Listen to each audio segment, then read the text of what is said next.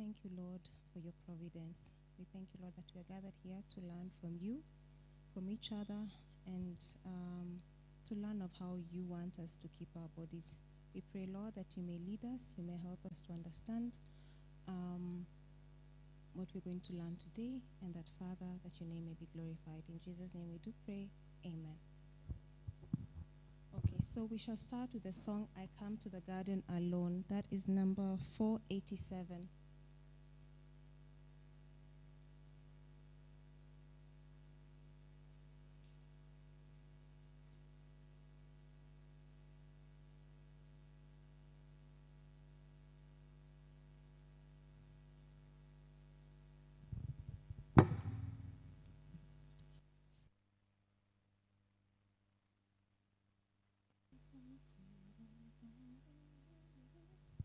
Okay, let's start. I come to the garden alone, while the dew is still on the roses, and the voice I hear calling on my ear, the Son of God discloses. And he walks with me, and he talks with me, and he tells me I am his own.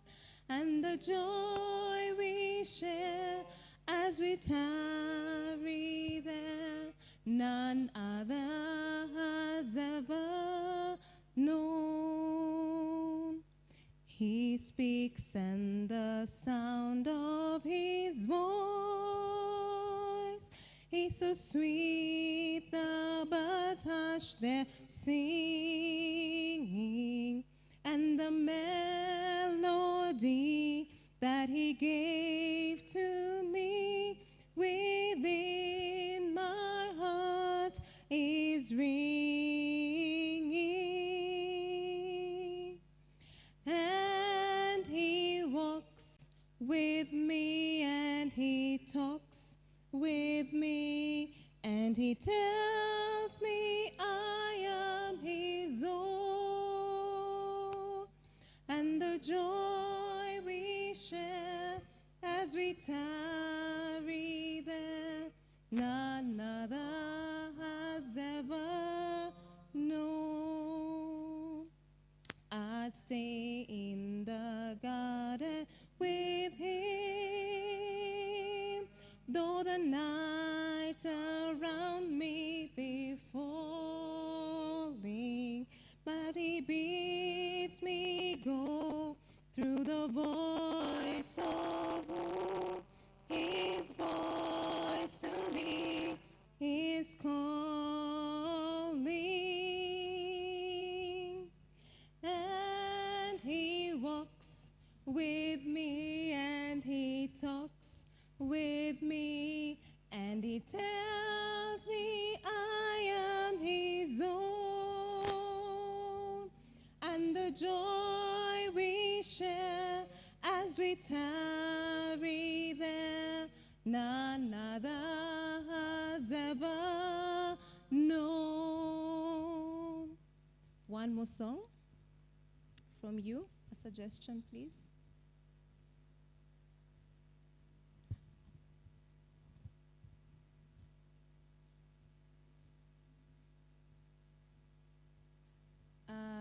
Are you ready?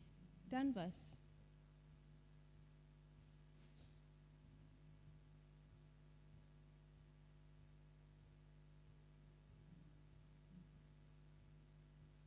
Okay, one stanza before Danvers is done. 100? Yeah? Sorry, Elder, you had said another one. Okay. We're doing the first stanza. Great is thy faithfulness, O God, my Father. There is no shadow of turning with thee.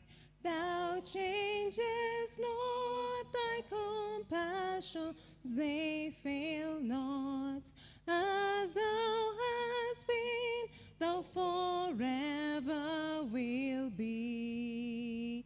Great is thy faithfulness, great is thy faithfulness. Morning by morning, new mercies I see. All that I've needed, thy hand has provided. Great is thy faithfulness, Lord, unto me. Thank you so much. So we'll now start the session. Karibuni sana nyote. We hope that the rest are coming soon. So today's topic is herbal tea preparations. And the agenda for this topic is that we shall learn what are herbs really? Are they food? Are they medicine? What herbs are there locally available that we do not have to, as in we can find them in the market, growing as weeds around us. So we have prepared some herbs for you to see, to smell, to touch, so that you can be able to identify them. So we're going to learn herbs for the body and also herbs for the mind.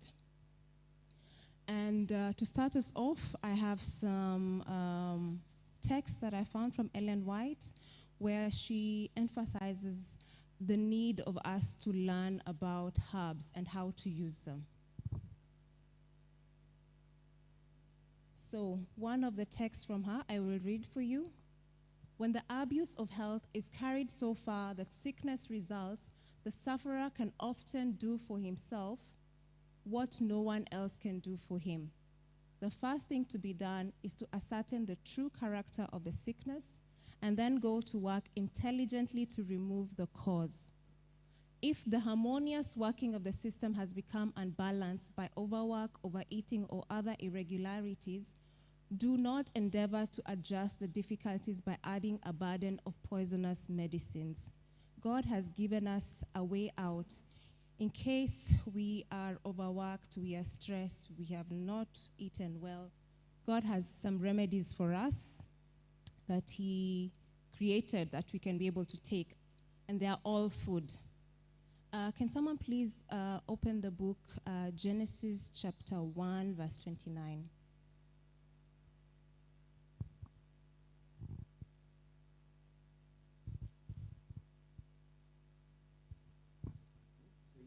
Yes. Mm-hmm.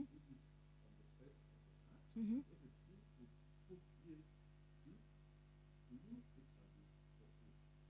Yes, so God says He has given us every herb. To us it will be for food. So all of this and much more, it is food for us. It is not to be ignored. It's for our benefit. He knows what we need. So Ellen White was talking there about whenever we are faced with sickness or illness, we're just supposed to find out where is this sickness coming from, find out the cause, and then find out what you can use to help yourself. So we need to learn that. Next is another statement from her. The Lord has given some simple herbs of the field that at times are beneficial. Sorry.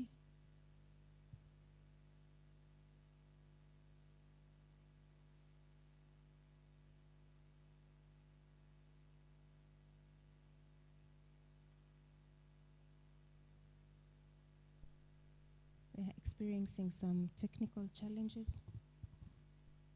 Anyway, I can just stop talking before it comes back. So, what is a herb? We've seen that it is food. What else is it? It is medicine, yes. Any other description? I think that's about it, right? Yeah. So,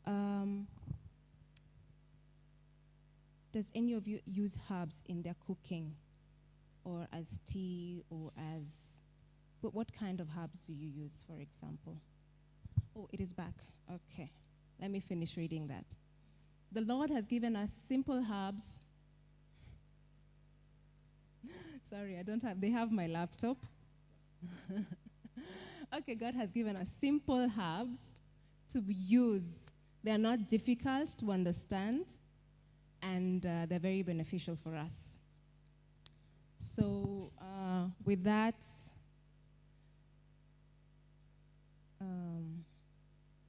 okay, let's just continue here first, and then we'll go there. Okay. No, I think we can just start here first until it's completely okay. Okay.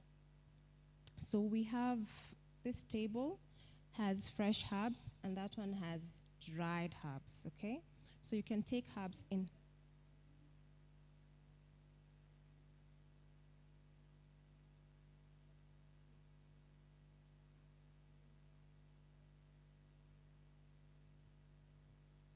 Exactly, that's the main point, yeah?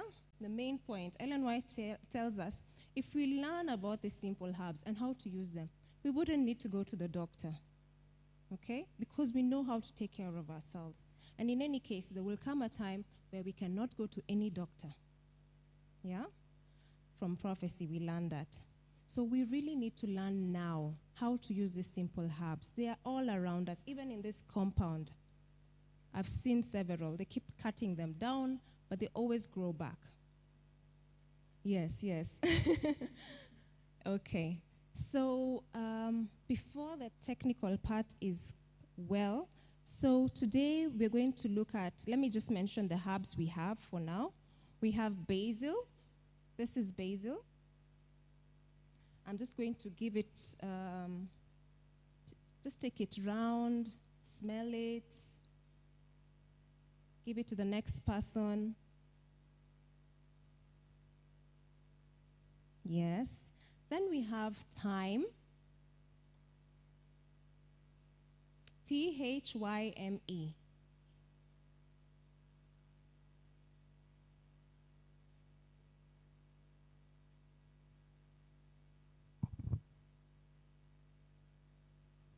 We also have parsley. Yes.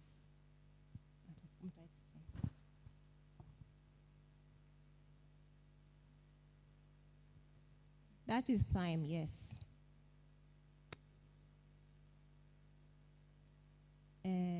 The smell, no, they don't smell the same. Unfortunately, I did not get it in the market. Next time I will show you, Elder. That is basil. Yes.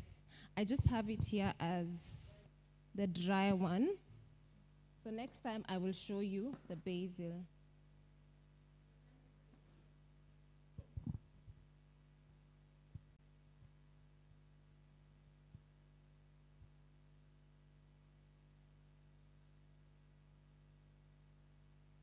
Elder, we have some fresh rosemary. I'm sure you know that.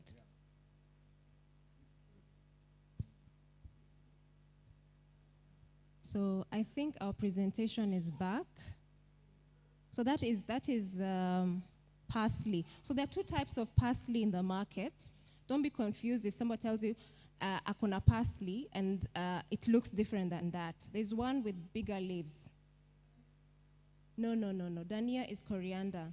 It has bigger leaves than dania. It's still parsley. Yeah. No. Yes, celery is different. We shall have consequent seminars so that you can see them. Yes. We didn't carry everything today. So let me continue with the presentation.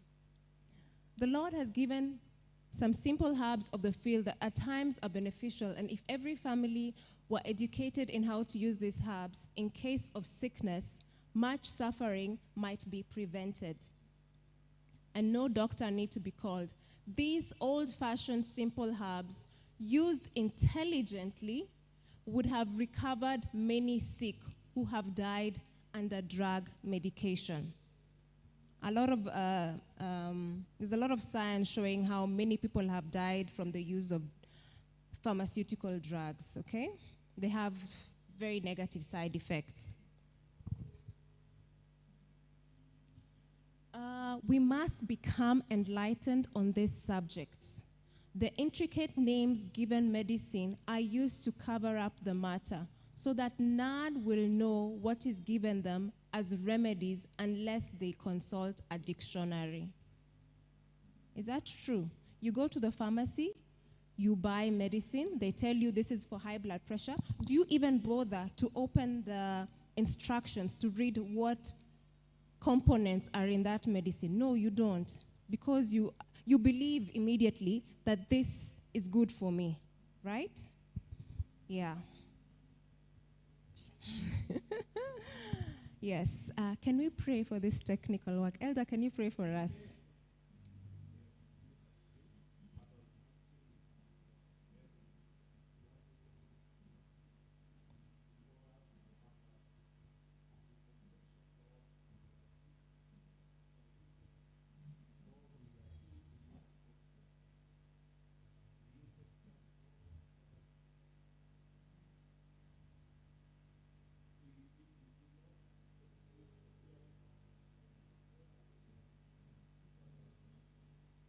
Amen. Thank you so much, Elder.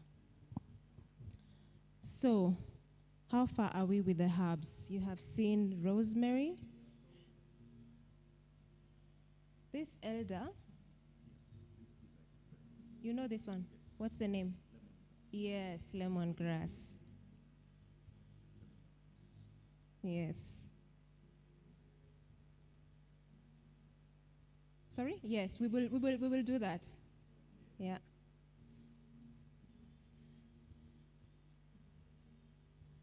And this elder is called lemon verbena. Lemon, and then the next one is VERBENA. Lemon verbena. Smell it. Even cut at least one leaf and smell. It almost smells like perfume. Doesn't it, elder? Yes. Lemon verbena.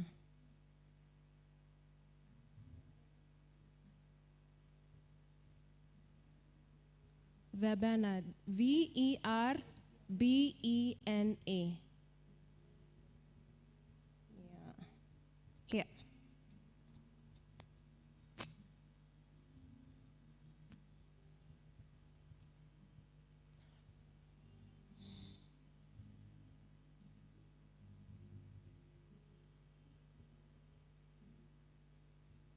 Okay, let's continue with the presentation. Thank you, Lord.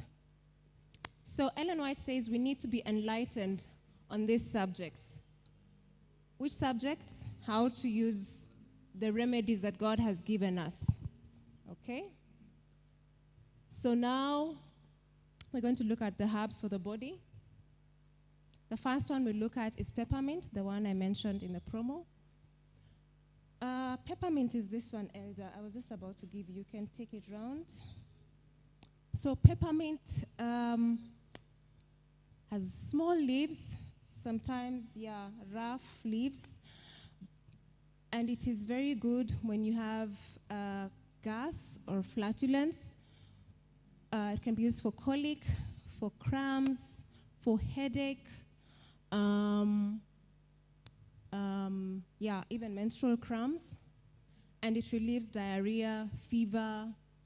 It can be given for poor appetite and also helps in nervous disorders. Such a simple plant, Elder. It's very powerful. Yes, and there are also essential oils of the plant. So when you buy the essential oil, it's a very small bottle. Exactly. And that oil you can use when you have headaches. You can just apply. You can mix it with another oil and apply to your forehead. Yeah. Next one is thyme. I think I took it round for you. Thyme is a wonderful herb for the throat. When you have throat infections, bronchitis, coughs, whooping cough. It also eliminates gas and fever. And it can be used also issues of the stomach, gastritis, and also externally it can be used for itchy scalp, for herpes, as an antiseptic also for skin diseases like athlete's foot and ringworms. Okay? So externally, you can actually make a salve out of it. It's a type of oil, and you apply on the area that has a skin infection. Okay? And the presentation is gone again. Let's continue. They don't have another laptop. They're using my own laptop. It's back. Okay. So the next one that's very good for your throat is sage. I don't know what, yeah, here is sage. I'll pick one.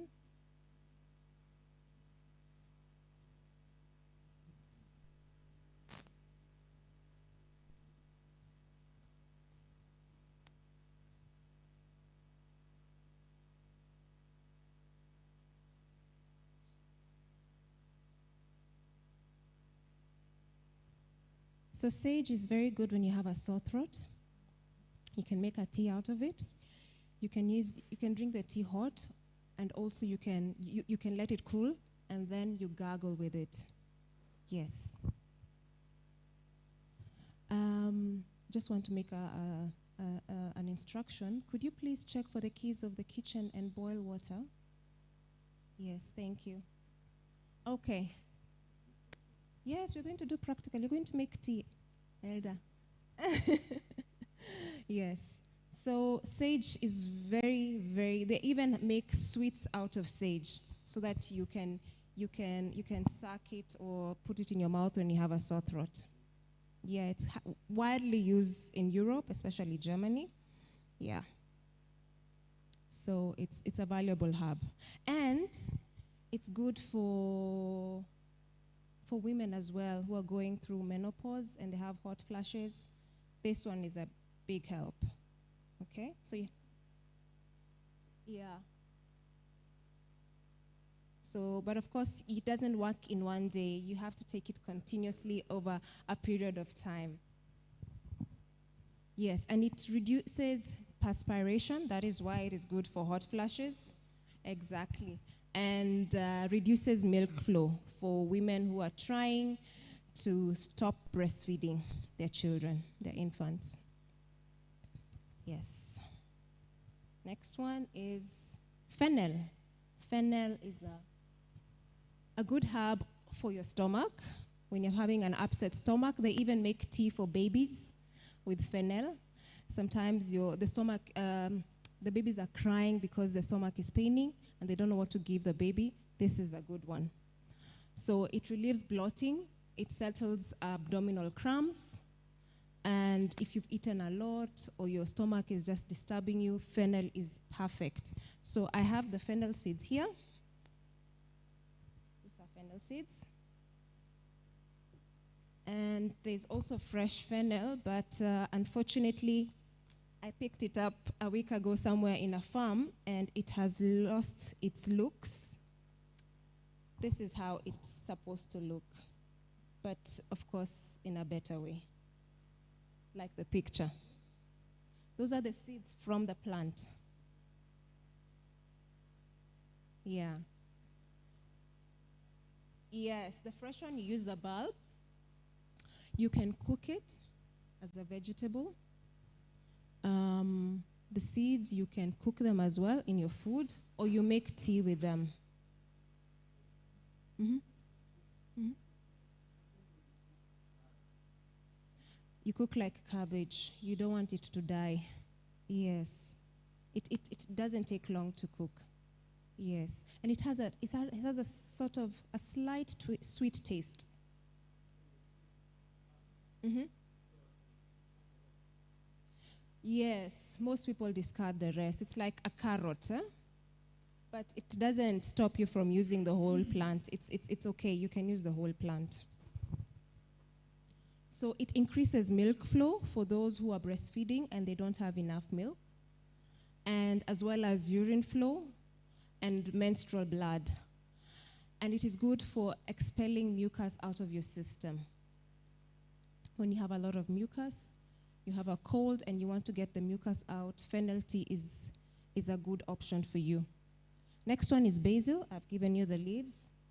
Basil, I've never used it as a tea. I usually take it the way it is. I just cut it up and I put it in my food. It makes your food really taste nice, especially salad. Or if you're making a burger, or you just wash and put it in your food. Yes. So it eases gas in your stomach, cramps, nausea or vomiting, and it helps to kill intestinal worms.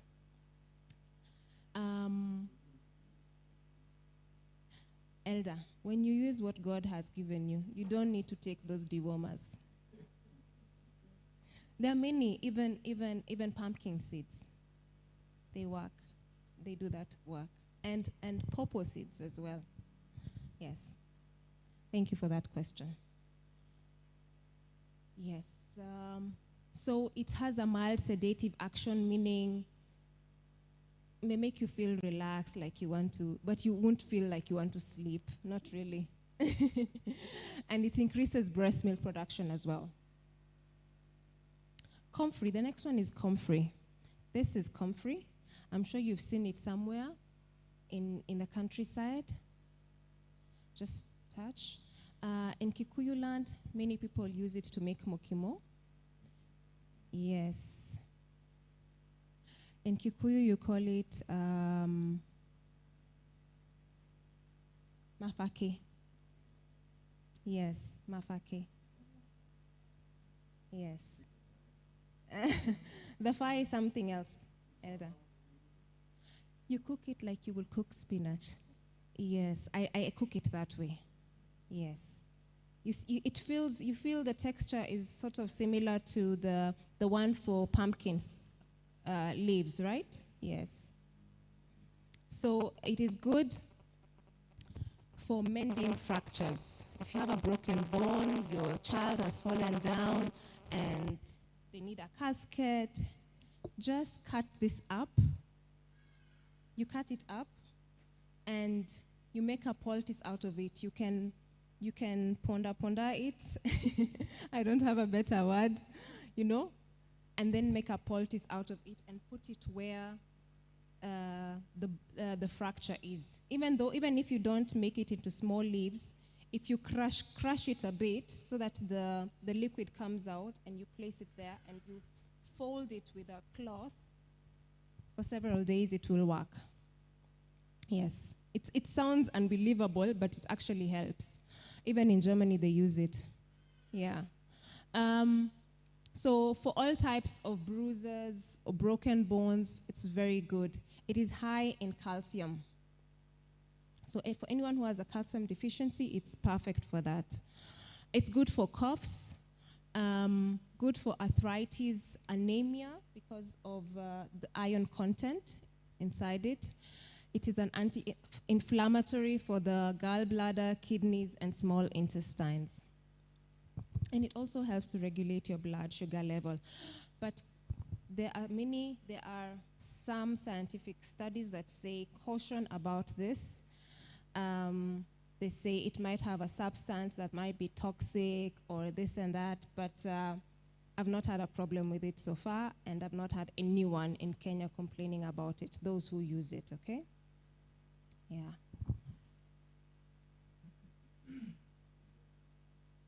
I've gone back. Thank you. Next is stinging nettle. This is the one which is the fly.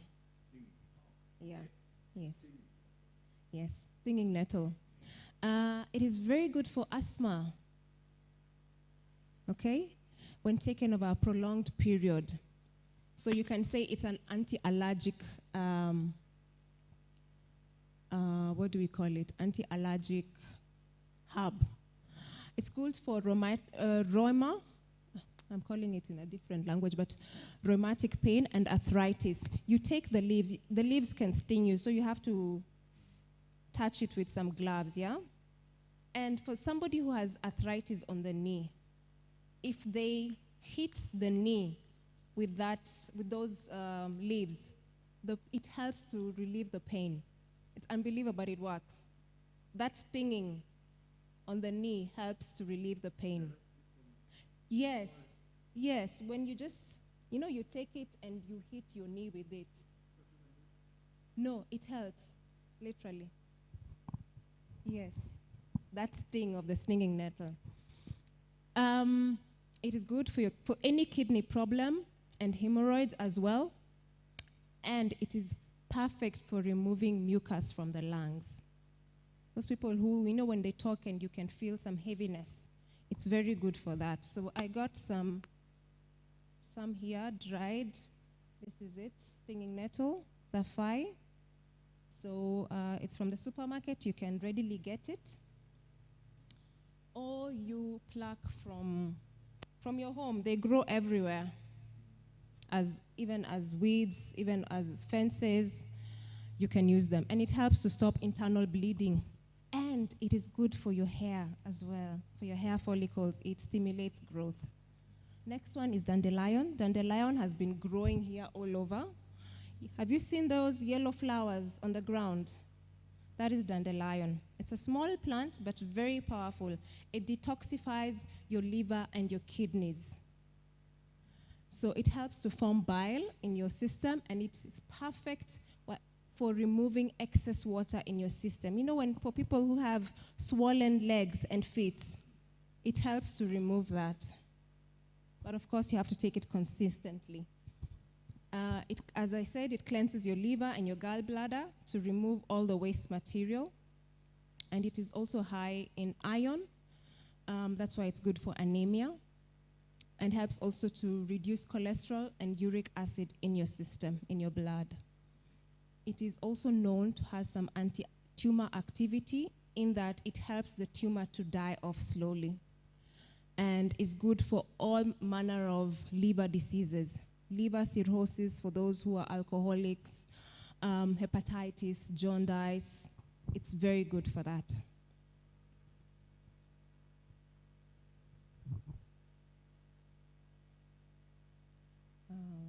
It has gone again. Okay. Yes, you can ask questions. Yes.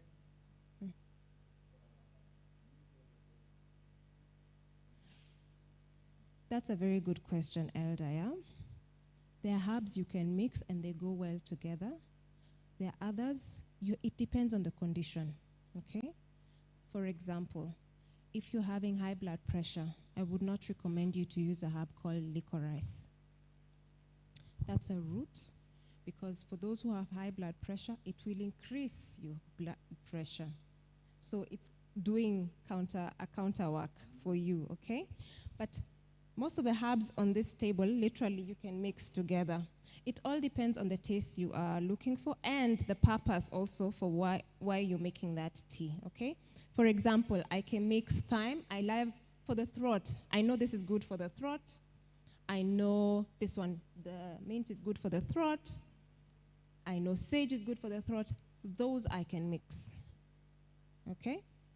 And they make a perfect blend for your sore throat remedy.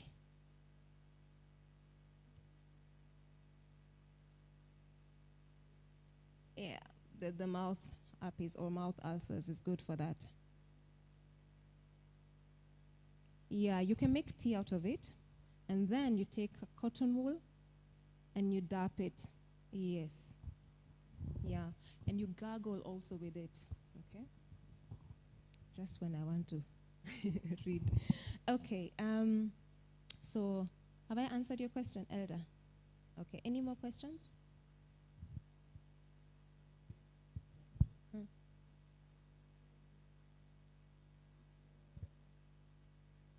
Lemo. It has come back, okay. Okay. Were we there really?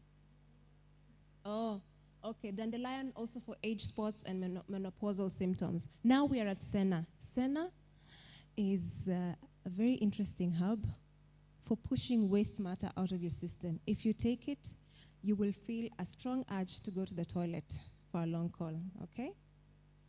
Where is it? It's not here. I didn't make it to go and get it, but it grows around towards thicker, as in it grows wild. Towards thicker, towards Kenyatta Road, you find it just growing. It has yellow flowers. I'm sorry, the picture is not showing so well. It has yellow flowers and some pods. It is so good. If you have somebody who has constipation, it works. Okay, we shall talk. It works, but you have to combine it with a carminative herb. A carminative herb meaning it calms you. So one of them is ginger. Okay? The next one is fennel. That one or the seeds. You have to combine them. Otherwise, it's because it is purging the waste matter out, it works very strongly. So you want something that will counteract that abdominal push, okay? To make it a bit easier and tolerable for your system, okay? But it is very perfect. It has a sister, though. It's called Cascara sagranda. Cascara sagranda does the same job, but it is more bitter. This one is not bitter. Yes, this one you can drink it very well. You don't even need to. It's not bitter. It's just a bit flat. Yeah.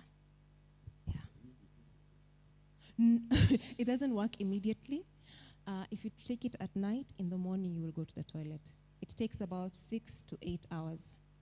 Yeah. And you should not use it for a very long time because your system has a peristaltic movement. And so when you use senna, it's like you're making your system to be, do I call it redundant? It's not working anymore. It has learned, oh, there's something else doing the job. So it doesn't do that. So you take it for a short time until your issue has gone, has disappeared. Yes. Next one is chickweed. This one also grows almost everywhere. It's good for cleansing your blood. If your blood is toxic because of something you ate, or, I'm sorry, the words are a bit small, it cleanses your blood. Good for fevers, inflammation, if you have nasal congestion, if you have bronchitis, colds, coughs, skin diseases, and it helps to lower cholesterol or blood lipids. So if you're looking to lose weight, chickweed is your best friend. True. Sorry? Yes, they still have to. Yes. All of this will work out if you follow the 8 laws of health. You cannot expect it to do wonders for you and you're eating wrongly.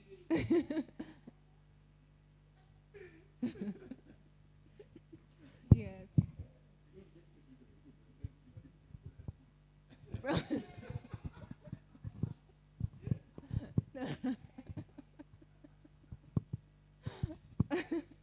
Yes. For this one, this is actually a safe herb. Chickweed is a safe herb, yes. So that one is easily, it's in Kenya. Even Susan had it in her backyard, for example.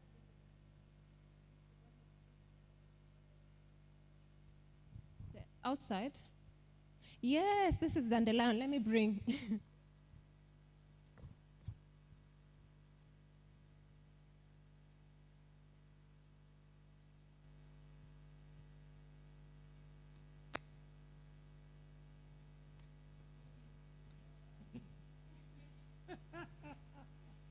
This is dandelion. Children love to play with it because at some point the flower, okay.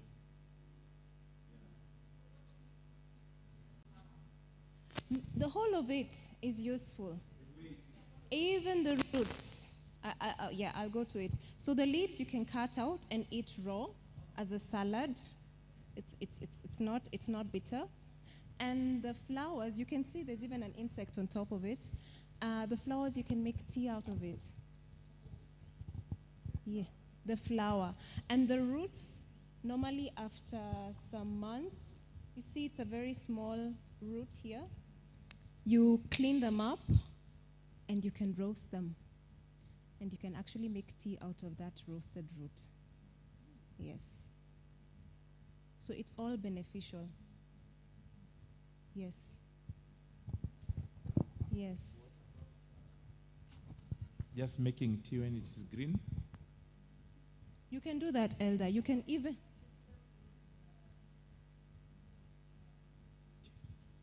Yes. So you see, it is a very readily available herb. Yes, they sell it very expensively, and it does wonders.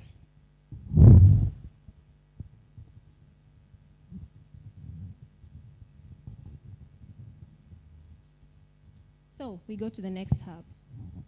Echinacea. Echinacea has a purple flower that looks like it's bending downwards. It is one of the most effective blood purifiers that is around, that God has given us. It is an antibiotic, so it can be used for all bacterial, all viral infection. And I would say it's a safe herb. There are no indications to watch out for. So it can be used for illnesses such as syphilis, gonorrhea, vaginal infections. It aids in digestion, for bladder infections as well, and lymphatic congestion. It has so many uses. So that's why it's one of the most effective herbs.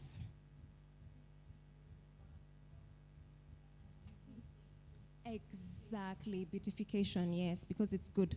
Because it's removing all the impurities out of you. That is why.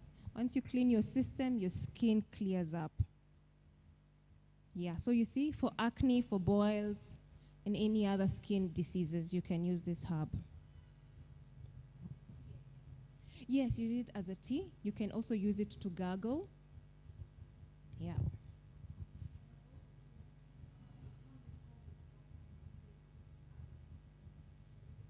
Yes, that one is known as a tincture.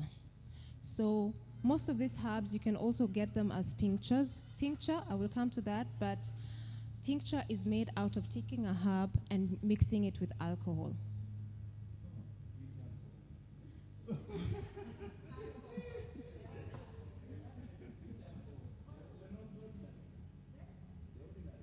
Yes, yes, alcohol, Elder.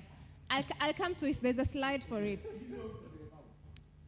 The way she said, you take drops, you place them in water, and you drink. I'll come to that, Elder. It's coming. As a medication, not for drinking. Yes. No, no, no.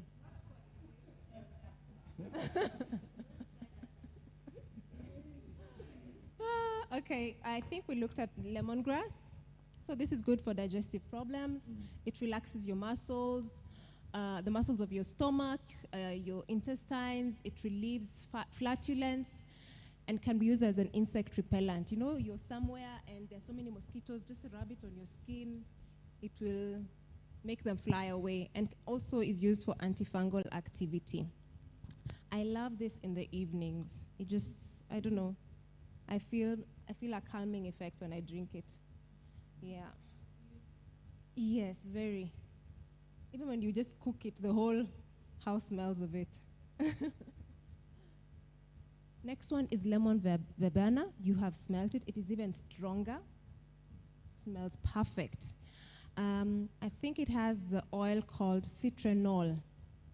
That's why it smells like perfume. And you know that oil is in most of the ointments that you find in the market. So they're actually using oils from these herbs. It is even gone.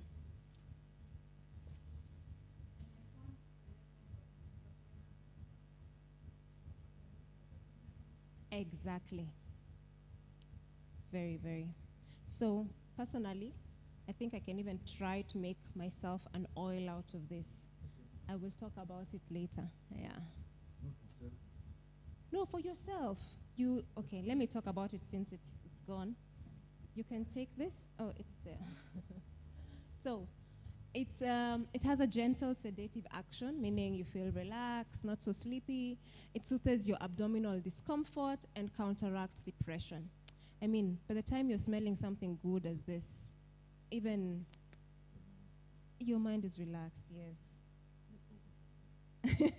Hopefully. So, if I would do this, I would dry it up first, but not under direct heat, maybe under a shade somewhere. And then I would take oil. Okay, I'd take a glass jar, put this in, put the oil that I want to use. Take an oil that is not so strong in smell. For example, grapefruit oil or something that doesn't have a strong taste, smell. Then you place it where there's sunshine, like at the windowsill or just outside where there's direct sun, and leave it like that for 2 weeks. Every day. And then be shaking. Once in a while you can shake the bottle. After a while, that oil will smell like this. That's how they make infusions. Okay. Yes. So that's one way of making it. The other way would be you put it in a container with the oil, you mix it with the oil, the dried leaves, and then you make like a zits bath for it. Like I take a whole sufuria, a pot, I put water, then I take another vessel, maybe a stainless steel one, I put the oil and this, and so I put it under direct heat, and the water cooks, but it's not the oil cooking, it's getting heated up from the water. Exactly. Yeah, you can do that as well. So the oil at some point will start smelling as the leaves. So now we're looking at herbs for the mind. So we have lemon balm. That is this one. Sort of looks like mint. You can actually confuse it with mint. No, it's not mint.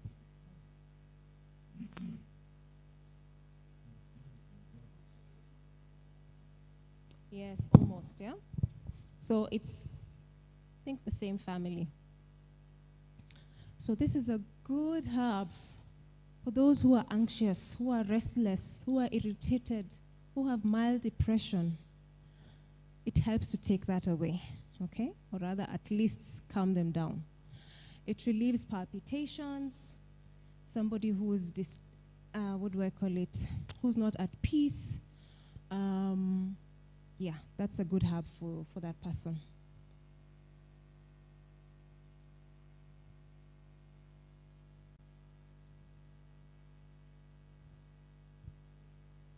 Yes. Also, you can take it for colds and flus, even for children. And it helps with headaches, nervous indigestion, cholera, insomnia, and epilepsy.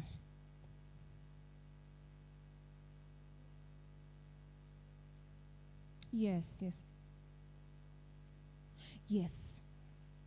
Yes, yes. Next one is rosemary. Rosemary, as you know, is good for memory.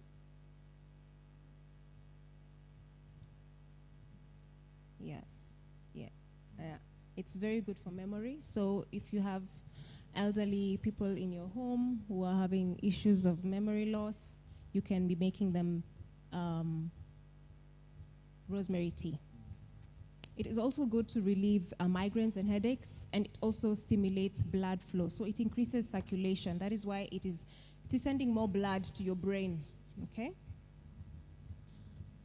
Yeah, it is gone. I don't have the whole presentation in my head, I'm sorry. But yeah.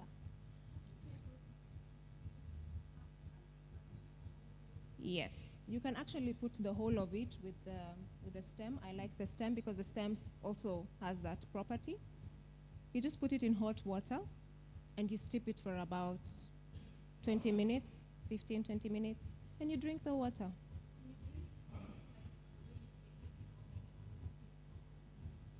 Yeah, you can. Yeah. One more thing. It is good for your hair. Ladies, it is good for your hair. Some people actually make tea out of it and they use the water to spray their hair. So it helps in hair growth.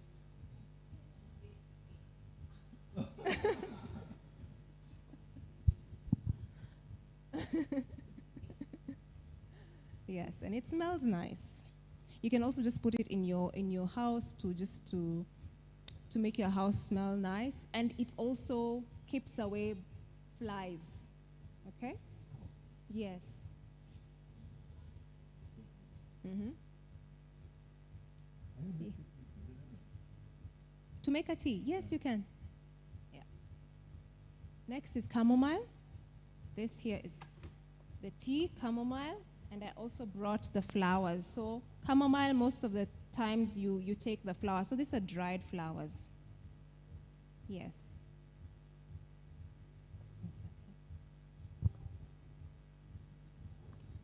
So you make tea out of it. Most of the time, most people use the German chamomile. That's the one that's commonly used. It is very good for insomnia. If you're not able to sleep, it will relax you. For headaches, inflammation, even when you have a sore throat, it is good for that. It's commonly drunk in Germany for sore throat issues. It helps with weak stomach and increases appetite as well. Sorry?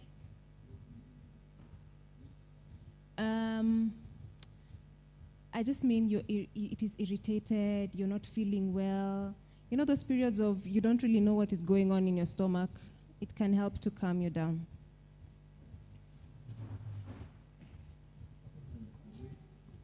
Sorry? Yes, yes. You just make tea out of it. Oh, to reduce. One of them we said was chickweed. It will help in weight loss. Yes, use chickweed to help in reducing cholesterol and blood lipids. Yes. Thank you, ladies.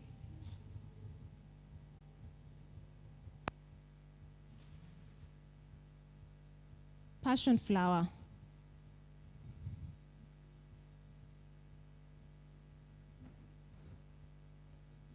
Sorry? No, I have it there as a dried, those are the dried flowers. Yes. The next one for your mind is passion flower. This one here comes from the passion fruit plant. Okay? This is the one that turns into a passion fruit, the one you eat. Okay? So this is the stage before it turns. It has some purple hair, and it is very good for people who are not sleeping. Yes. Or can't sleep at all. Yes, you make tea out of it. Hopefully, hopefully. So for issues of anxiety, issues of restlessness, insomnia, stress-related disorders, passion flower is your friend. It has a gentle sedative effect and can be used also for eye tension, spasms, convulsions, but it is not to be used during pregnancy.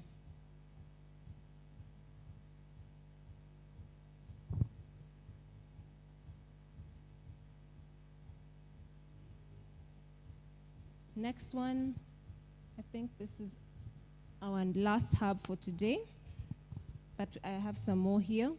Ashwagandha. Ashwagandha is an adaptogenic herb, meaning it helps you to cope with the stresses of life. It will not take the stress away, of course, but it helps you to cope. Yes, unfortunately, I forgot it this morning. I will show you next time. Yes, people take the root from it. Yes, it has an Indian name. Yes, So the way ginseng is for the Chinese, ashwagandha is for the Indians. It's like one of the mostly widely used herbs. Yes. So it eases the impact of stress and aids in sleep. Another thing is that it helps in erectile dysfunction, and for women, it helps in cases of menopause. It's a wonderful herb. I've already had testimonies from women in this church that I've given it to, and they've really worked for them. It has really worked for them. Yeah.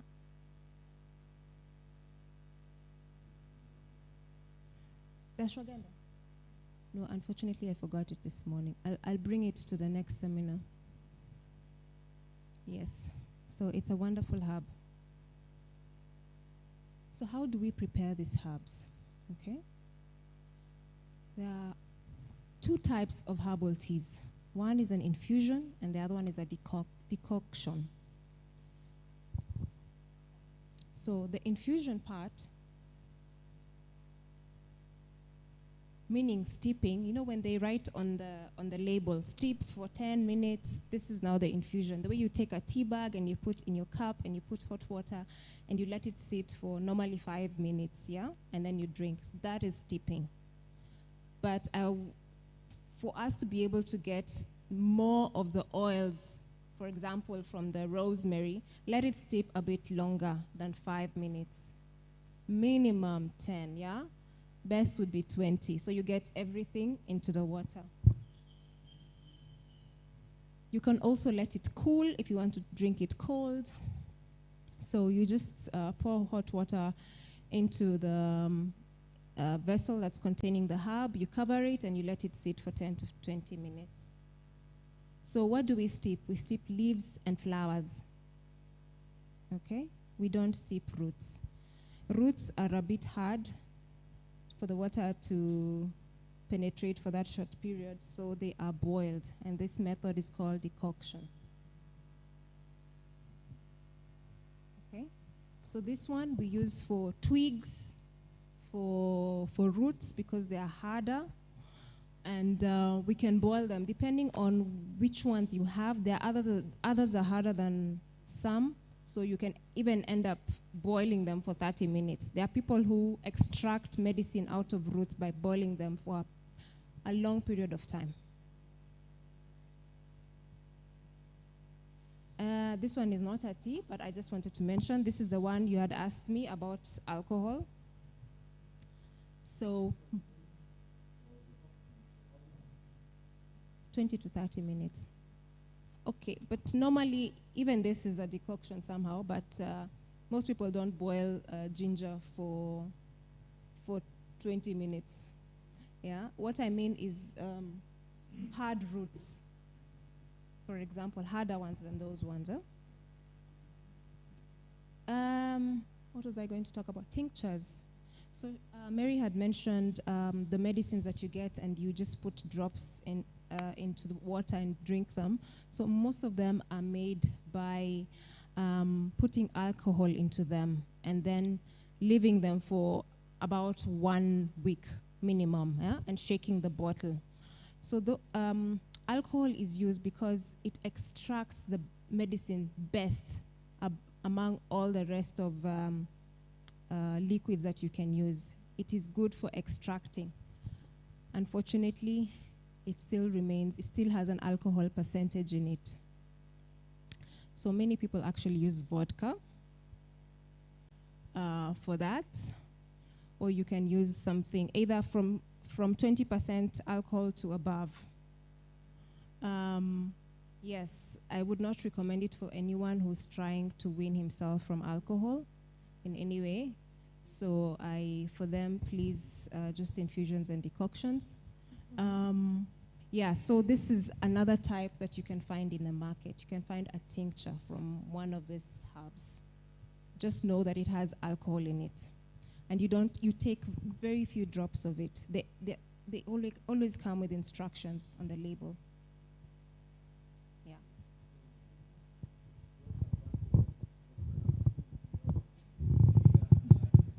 Oh, yes. The other option is some people do not use alcohol, they use glycerides or vinegar, yeah, to do the same thing. I also do not like vinegar because vinegar upsets your stomach lining. That's why it's not good for your inner use. So I don't know whether I don't know whether to tell you the other one for alcohol is better than this one. I don't know. I don't take tinctures, so I've never used it. Modoni can help me with that.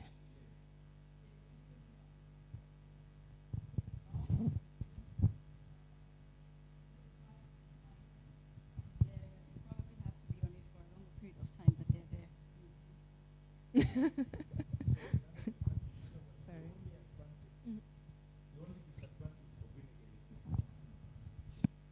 Yes, but also remember you're using only drops, huh? But she has an answer for that.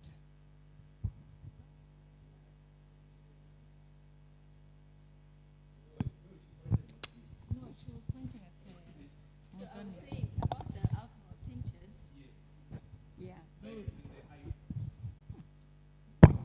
Yeah, it drops usually. Those, if you use it in extremely hot water, drop it, let it dissipate. For most, the alcohol evaporates. But that depends on how long you leave it in there for and how hot the water was. I don't know if there is above boiling point.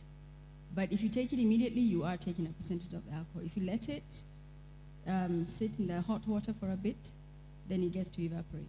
Because tinctures are known to be more effective as far as, depending on what you're addressing, they do a faster job, so to speak. But even though nature's remedial agencies look slow, eventually they do work. So you don't necessarily have to keep going for shortcuts.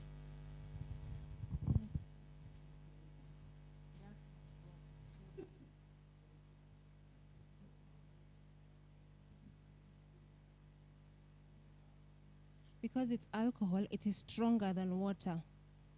Yeah.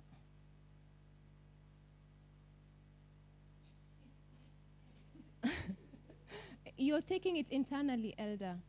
It's not for external use. Yes.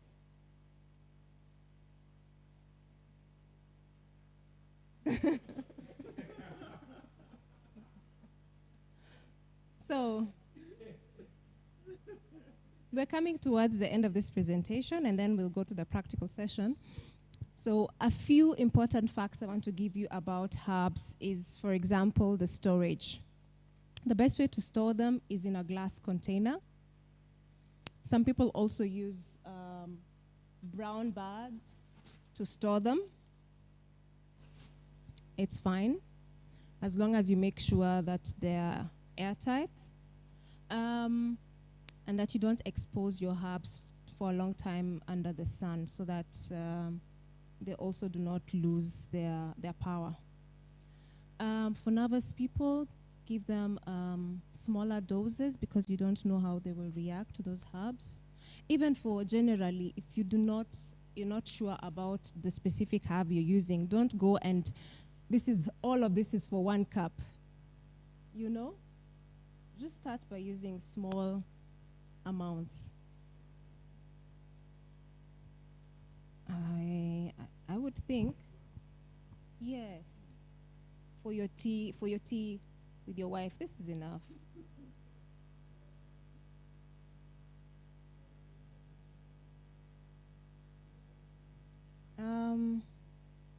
What I have here, actually, you can take more than once a day. For children, you can give them smaller amounts. Yes. Yes.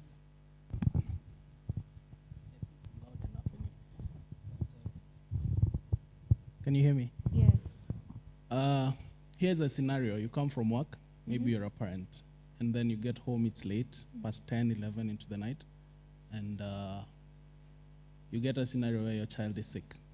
You're not sure which ailment they're having, but they're running a fever, there's joint pain, and there's all that. What would be the first herb you'd recommend they run to if they have the they have like a kitchen garden and there's an assortment of that. Actually, the first thing I would give my child is charcoal. Okay, for me. Because you don't know exactly what's happening, right? Charcoal eliminates any impurities and poison, so you don't know exactly. So I would first start with charcoal. Okay. Would you do the same for an adult in a similar scenario? Yes, I would start with charcoal. And in the event then according to what he or she tells me, whether it is the stomach, whether it is the throat, then yes. But I would start with charcoal as the very first aid I can give. Yeah. All right. Thank you. You're welcome. For children, you can divide for example, we give 1 tablespoon of charcoal for an adult. For children, you can give a half or a third of that spoon, okay? So even the herbs, you don't need to use so much. And during pregnancy, you also have to watch out. Certain herbs are not good for pregnant women. And some are good, but you give in smaller doses. One of those herbs that's not good. The best herbs are nutritive herbs for women. The Fai is one of them. It nourishes, it is food, okay? The other one that should not be used is senna for pregnant women. Why? Because it is increasing the peristaltic movement in the bowel, and it's doing it by force. And you know the child is in the abdomen, so we do not want to cause any discomfort for the mother or even interfere with the uterine vessel, okay? It is gone. Mm-hmm.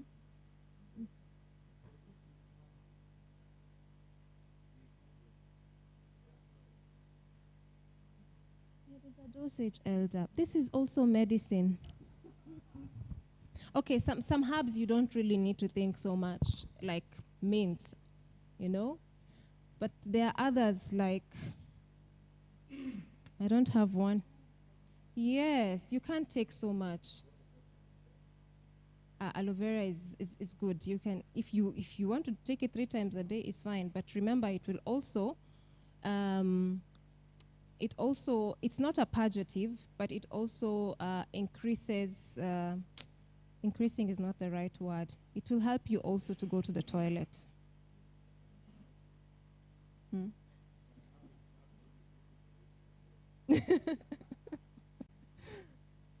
But it will not harm you. Yeah. It's just that it is not that, what I say, palatable, but you can take it. It's bitter, yeah. Blood pressure, as I said, be careful with licorice. I don't have it here. Maybe next time. It's a root, so do not give them. People with high blood pressure should not be given licorice because it will increase the blood pressure.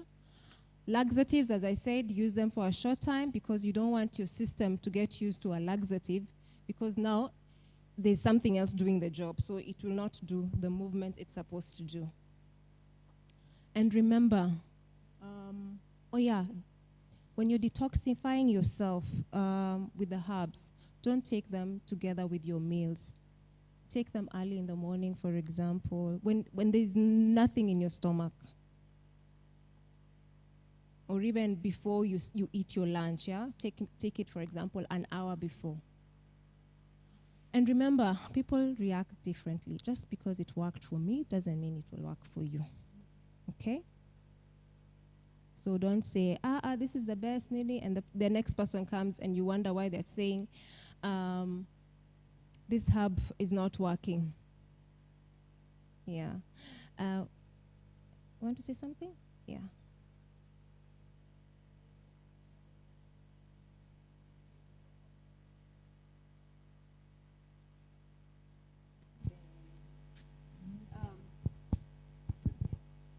That I was going to say that also, if you're introducing a new herb, something you have not had before, don't do it at night. Don't take it in the evening. If anything is going to happen to you, you're not going to know. You're going to be asleep or maybe disrupting your sleep. Whatever you're taking for the first time, do it during the day. so that you can monitor what you feel, what's going on, see its effectiveness or the lack thereof. I think that's what I was going to say.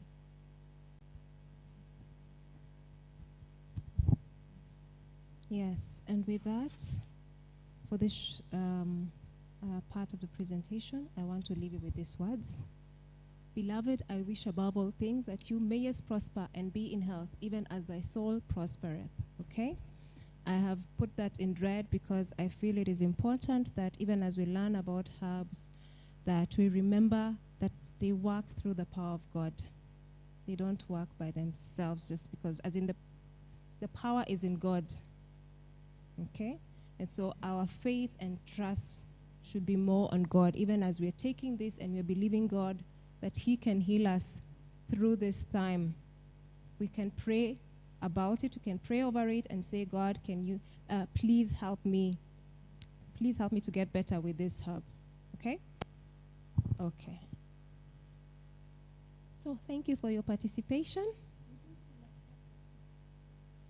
This one. Oh yes, this is marigold. Mari, M-A-R-I.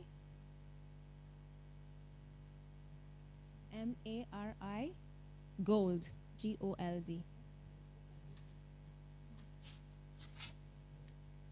Yeah.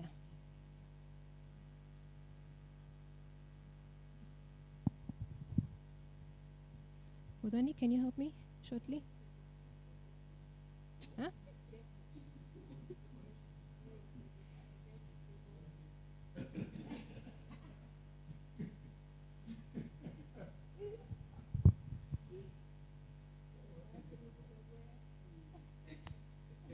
Just hold on.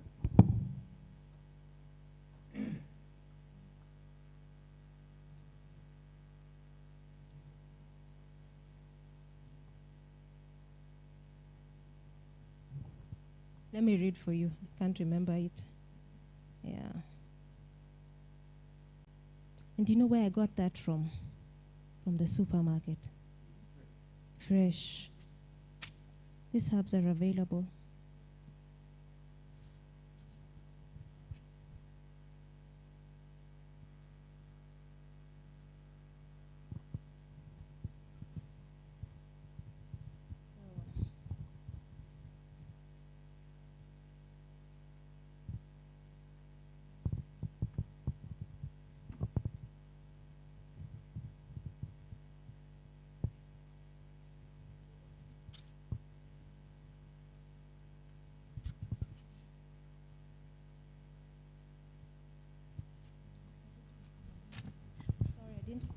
I didn't bring the correct book with me, but it says the marigold is good for amenorrhea. Amenorrhea is for people who, for example, in their menses, they're missing their periods. Yes, am I correct? Yes, for people who are missing their. So amenorrhea means people who are not getting their periods regularly, women to be specific. So marigold is a good option for them.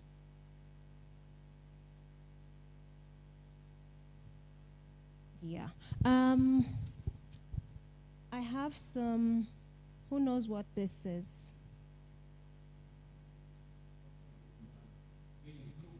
Yes, blue gum eucalyptus. I plucked by myself, so it's very good. Okay. I also discovered another type of eucalyptus.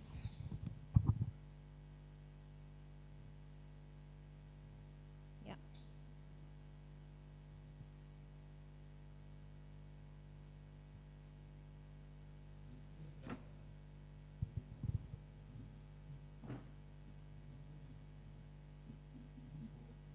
Oh, sorry. For any respiratory illnesses, like you have congestion, you know, like when they were saying we need to inhale during COVID period. Yes. So you just, yeah, you can boil it, you can steam it, you can inhale it. Yes.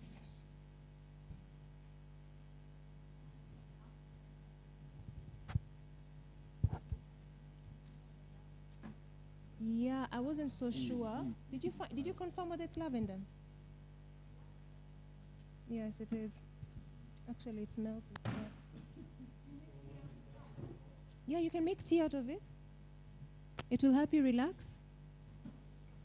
You can also, when you have many of these flowers, yes, you can put them in a cloth and tie it up and place on your bed if you're having issues of insomnia. It will just smelling it will help you to sleep.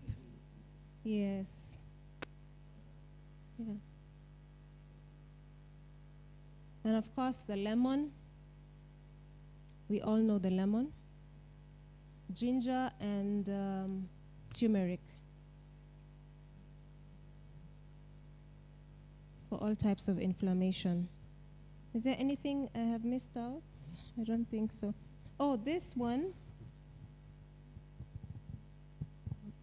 This is supposed to be Artemisia. Unfortunately, it went the other way around. This is Artemisia, or rather wormwood, the one they were saying we should take during COVID times. Yes. Sorry, when I plucked it, it was very fresh. Yes.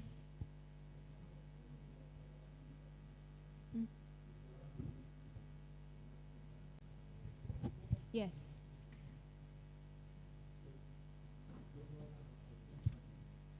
Yes, most of these herbs, they don't just work one way. Okay. Elder. They have so many uses, like we've seen. All of them have a list. They can be used for this, for that. So they're multi-purpose. Okay. Yes. Oh. This called? Okay. So it is not Wazungus who discovered it. Okay. No, it is in Kenya. You can find it. This was Wajiro this Wabaguru. is fennel. These are just flowers. from Why were you fennel. given that name? You used to walk a lot. I had Wajiro Wamagoro. Oh, that's the name. Kabisa. You can. Ah.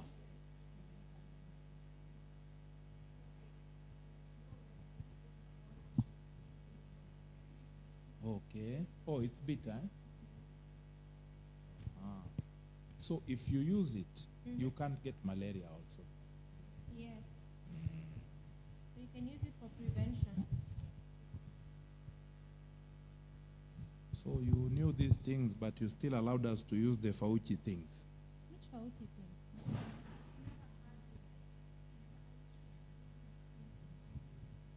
thing? I think the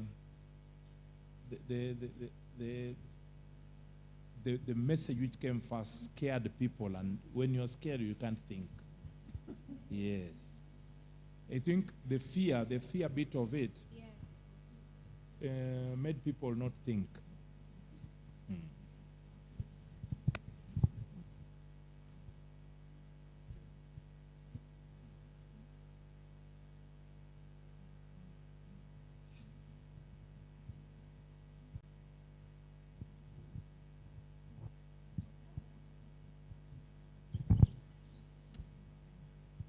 Okay, this one, yes, you maybe you chop and put in water. After a while, it extracts the sap. But if you want it to clear the stomach, you eat it whole.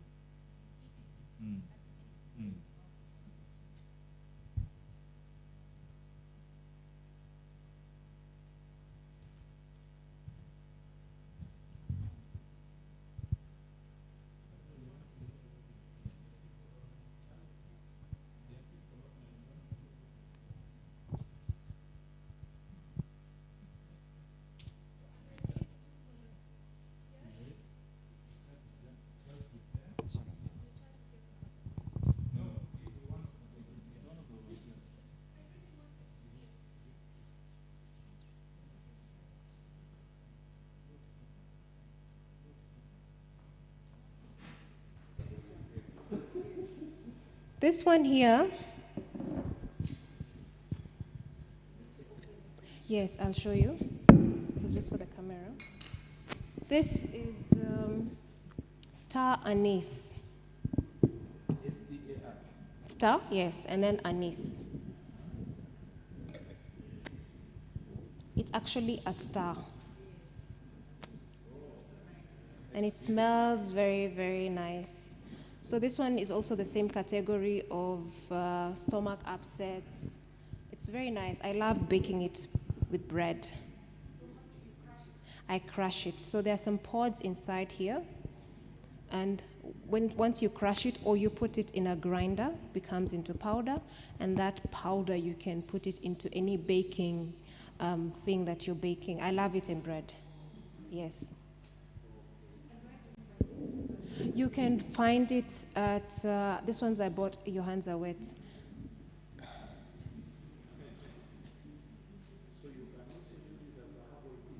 Yes, you can. Smells really, really good. Yeah, you can get it at Chandarana. So probably before we move to the dewormers. Mm-hmm. The dewormers, how frequent? Once in a, actually, every time, for example, I buy a pumpkin, I don't throw the seeds away. I roast them on the pan with low heat, and I eat them. So I don't like tell myself every second month I'm going to eat the pumpkin seeds. No, every time I have it, I cook it. I don't throw away the seeds.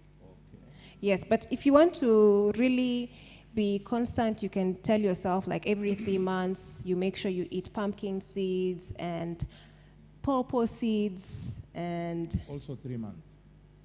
Yeah, or even every time you have it, it will not harm you. Okay. Yes. Just know that the pawpaw seeds are very bitter, so you eat them together with the pawpaw. How many seeds? Yes, you can make it in the smoothie.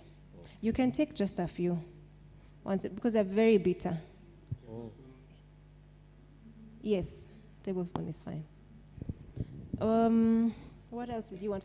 Oh, this is lemon verbena. You've already smelled. This one here is neem.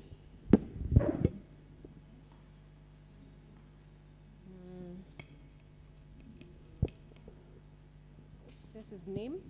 I actually got this from a friend's farm, and I dried them myself. So you see, it's very easy to buy herbs and dry them. I clean them, and I put them in a tray where there was no direct light, and then they dry up, and I put, sorry? Sun, direct sunlight. And then that way they don't lose their green color. If you put them in the sun, they're going to lose it, okay? And then I put them in a glass jar, and whenever I want tea, I just take with a spoon, and I make myself a tea. So marubaini in Kiswahili. Oh. Neem.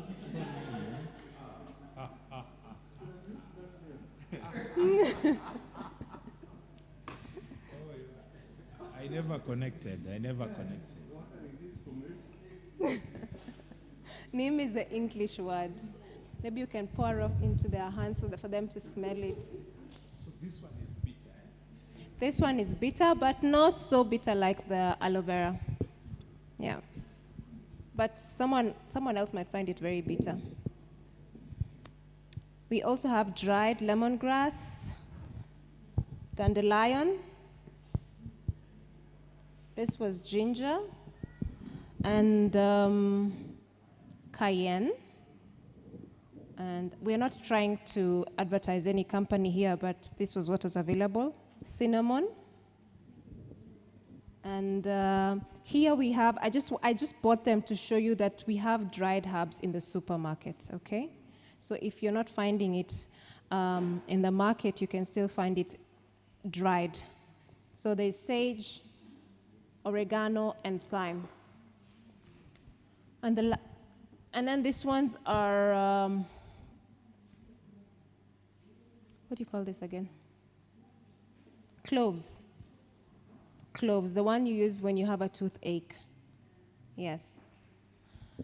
And lastly, I have barley grass. Have you ever heard of wheatgrass? So this is barley grass. So barley, the seed of barley, you let it grow until a certain height, maybe like this, and then you cut it when it's very young. It's also beneficial, just like the wheatgrass. Yeah, that is it. So now we're going to make some tea. I need 2 volunteers. Who? Yes? Thank you. There is something you have mentioned, actually 2 things. There are 2 things you have mentioned. When do we administer them? Mary, sorry. We are giving away some herbs here before everyone leaves. We don't want to go with all of them back home. So, but we're not giving out, but we want you to support us so that we can have more seminars like this. Yes. So you can buy them from us. Okay? Okay. Just a note from you. Yeah. Yes.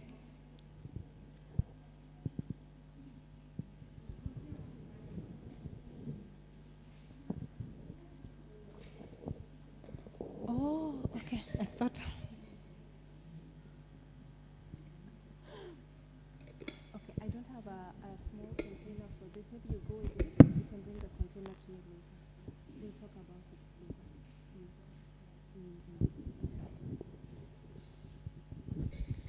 So, come here. So we have hot water there. They have cleaned out the herbs for you. They've cleaned up the herbs for you, and the hot water is there. So, and we have some vessels here you can make the tea in. So these are stainless steel kettles and glass. So we want to make a tea for the throat, for the sore throat. What herbs can we use? What herbs have we learned so far?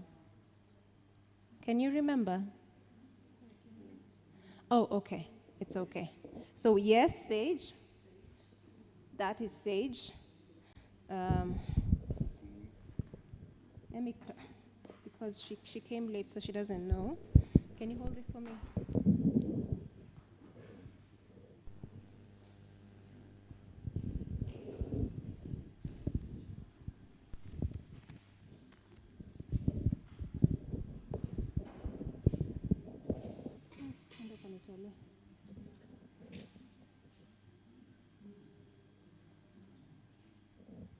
Okay, so this is sage. Have you cleaned your hands? Okay, sorry. Go clean your hands because people will drink this tea.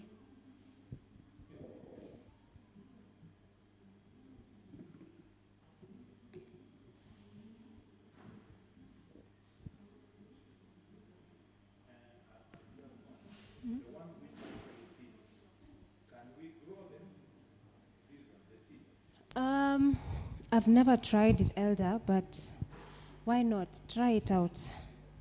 Yes. Like the rosemary, you can use the rosemary. You can use the stalk. The mint, you can use the stalk. Ginger, you can use the roots. Parsley, you can use also the root. You can use also a stalk. So a majority of them, other than basil, a majority of them you can buy and plant. Like if you take rosemary, if you buy the rosemary and deep one, you can have a whole bush, even in your home area. So it's good. And another thing I wanted to tell people is we're in a crisis time. So it's good to start stocking up such things. These can stay even for, as long as you store them well, you can have them even over 20 years. As long as you put them in a glass jar, airtight, no moisture, they can stay years and years. Yes. So it's good to have them. Whatever she's doing, it's good to have them. So if you want to plant, you can purchase from them and then just take a stock. But for rosemary, you have to be careful and mint because one stock only can create a whole bush, the whole area. They aren't controlling. So you have to have your shears all the time. Yeah. Yeah. But it's good to have them. It's a must-have for now. Let me also put a word in for rosemary. I was just telling someone, I mean, it's good for many things, but one of them is memory. I was working at a geriatrics place, and they wouldn't take it because they didn't like the taste. But we were trying it with several of them who were willing, and so those who did not want to drink it, we planted it in little pots. And just by smelling it in their rooms, their Alzheimer's left. Whatever dementia they were having left, meaning it's like, I'm not saying it recreates new brain cells, but they did not have memory loss or continue to have it just by smelling it, not necessarily even ingesting it. So have rosemary. Yeah, this one was just in their room, a little plant. But it's good to have a fence of rosemary. They make very good fences around your house. Keep a lot of bugs away too. It enhanced the memory that they had if you're losing it. So like rosemary, you just walk around it? Yeah, every day. It has a very strong smell.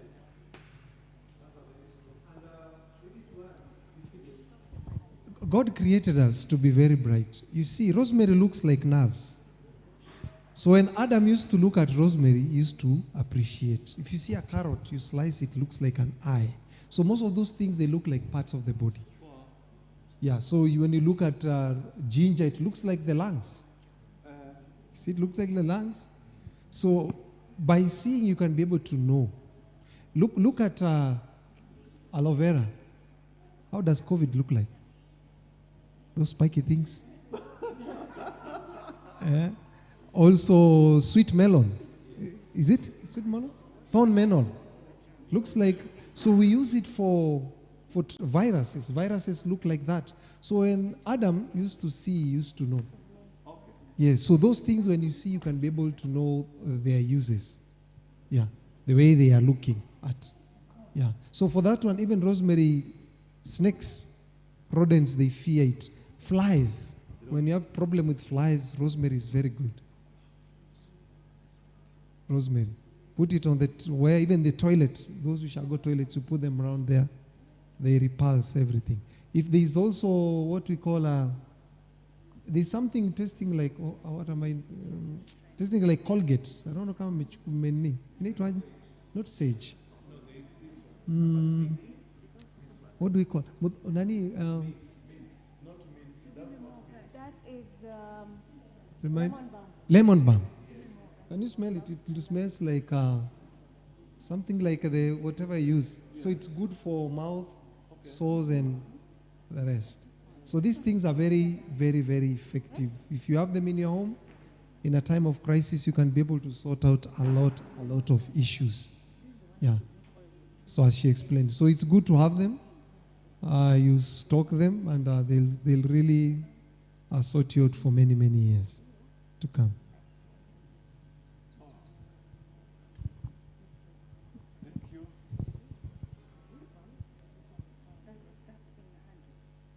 Eucalyptus, you don't drink eucalyptus? You can, but it's Inhaling. yeah. Other than inhaling, you can take it. By the way, for those people who used to go for PCR tests, we used to advise them take eucalyptus. They will not find the sputum, that kikozi. They won't find.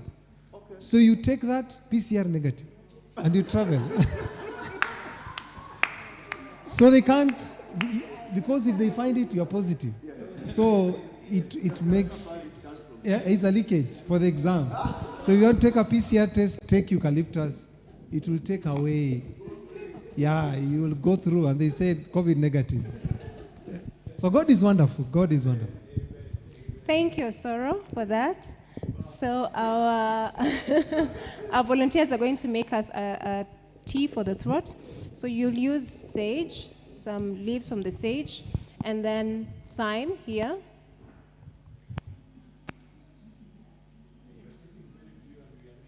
Yeah.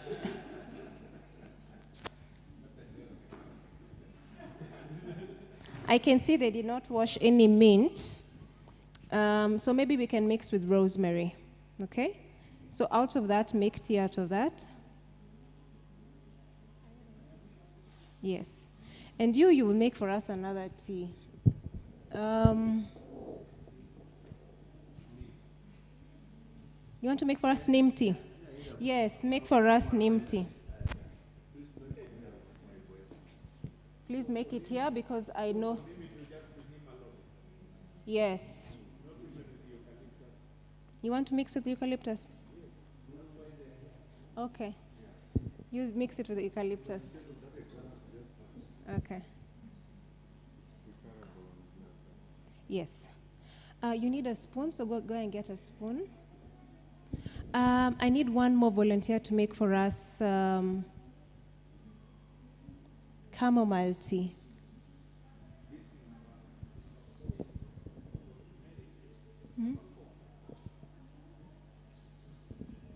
Then the tarragon.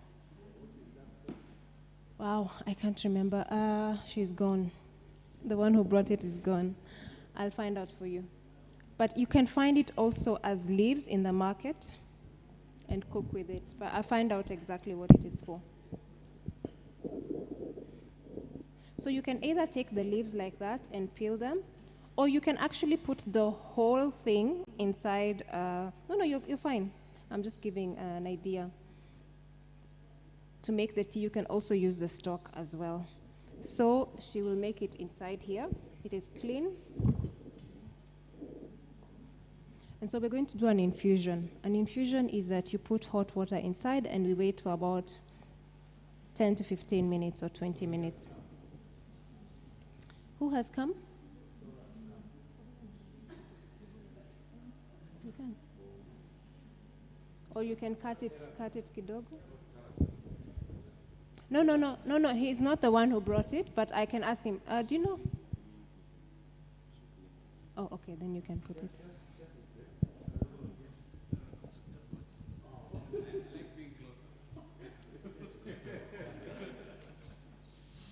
We just needed 1 spoon, but it's okay. So you're going to measure and you'll make the tea inside that jug. Mm-hmm.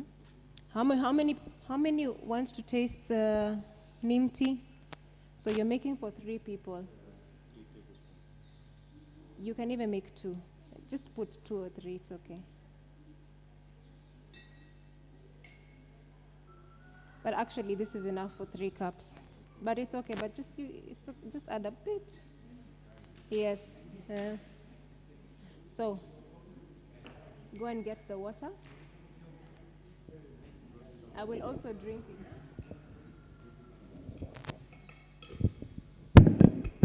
Yes.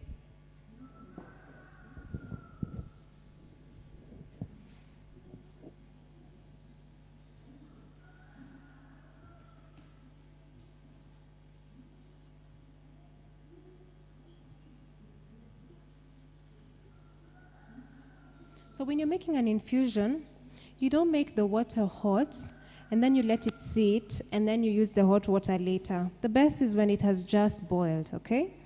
Yeah. So ideally is when it has just boiled is when you put the, yeah. Thank you. Yes, moringa, unfortunately we don't have it. I was looking for it fresh. Yeah, so moringa has almost every vitamin and mineral that we need, almost. And it is... How many want the throat tea?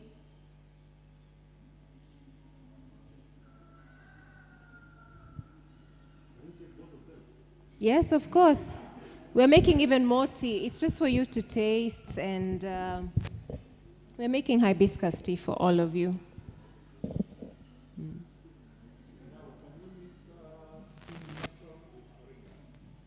Yes, you can. Yeah. Yeah. So moringa, it has just, for example, it has more vitamin A than a carrot, more vitamin C than an orange, more, the vitamins are in larger quantities. So it is actually food. In Asia, for example, they pluck the leaves and they cook them like spinach. You can even pluck the leaves and put it in your salad and eat raw. Oh, you get a seed, you buy the seeds and you grow them. They're very easy to grow. The seeds are being sold Yes, it grows into a tree. Yeah. You need it today. I don't have it, Elder. Okay. So, what have you done? What is inside? I would ask you to add some water. Okay. I heard that they cleaned some peppermint. It must be underneath. Yes.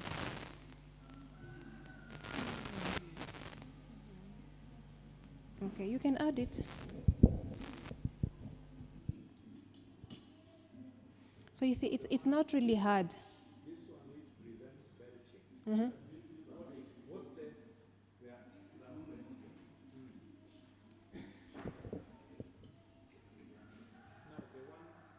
one which uses Yes? to prevent belching. Mm-hmm. Do you use it before meals or after meals? They say I would say before meals, because you also don't want to interfere with the digestion because of fluids. Yes. Thank you, darling.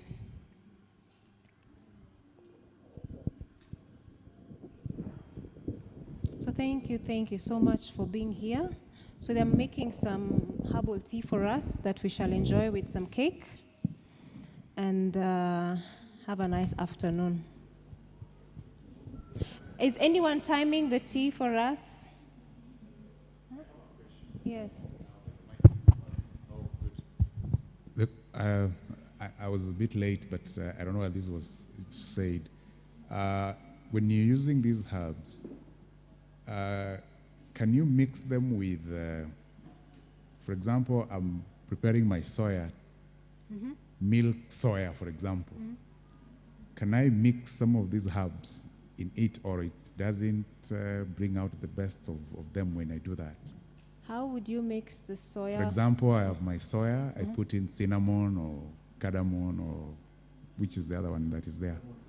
Or sage, or yeah, you can. And then you boil it. With, no, the soya has boiled. It's almost ready. Then you add the herbs. You still can. If you like the taste, you still can. Yeah. It's about how you like. It's just, for example, if you make the normal Kenyan chai and you add ginger, Okay. the taste changes, right? Yes. It becomes even more, I don't know, more tastier. Yes. So if you like the taste, well and good. So you can still take your herbs like that. Yes, you can. Not necessarily doing what you're doing, like. No. It's just because today we're talking about tea. Okay. You can also bake with it. Okay? I can, for example, put thyme in my bread when I'm baking, and when it's cooking, it will even smell in the oven that it has thyme. Yeah? Have you bought bread that has garlic, that has certain herbs on them? Yeah, that's how they do it. You can do that, of course. Or even your food. Yes, it brings out the flavor in the food. Yes. Yes, please add some here. A quick question. Yes. Maybe you spoke about this when I was not in, but when you go to the market, when you go to the market and you buy the herbs Thank in you. their raw form before they're extracted, dried, or etc., what is the best method to store them? Okay, the best method is first you clean them, and then you place them somewhere to drain, and then you put them in a tray to dry. That is if you don't have those drying racks for herbs. Just put it in a tray, not under direct heat, sunlight, and it should dry within a week. You can be able to even just break it off and you can hear it knacking, Yeah. And then once it's dry, you look for a glass jar. It's the best for storing. And you put your herbs inside there. And it can stay like this the whole year. Or even 1.5 years. Yeah, that's how I store my herbs. Yeah. So you don't necessarily have to buy them like this. You can just buy rosemary like that. Yes, clean it for yourself and let it dry over a tray. Yes. Thank you. You get more than when you buy it like that. Yes. Yeah.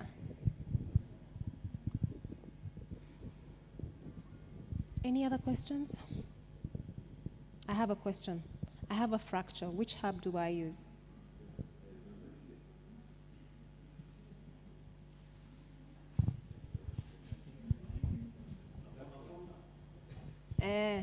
It's called comfrey.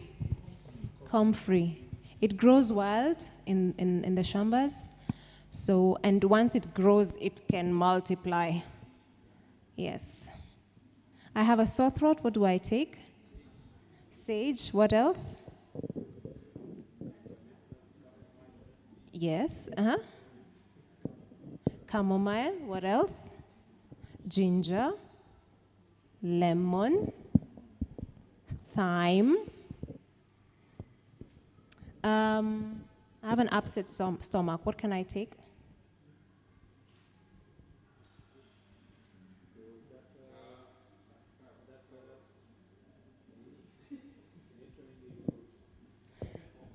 Yes, Dennis, you have it, yes? True, true.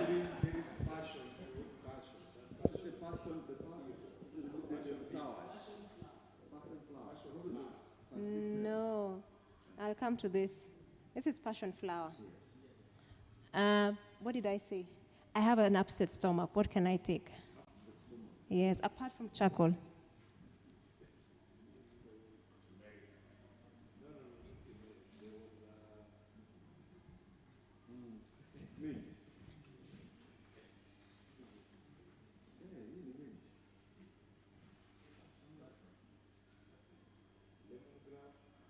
Yes. Yes, perfect. Fennel. Even mint will help you. You can see they work in various ways. What else? I need to lower my rate of perspiration. What can I take?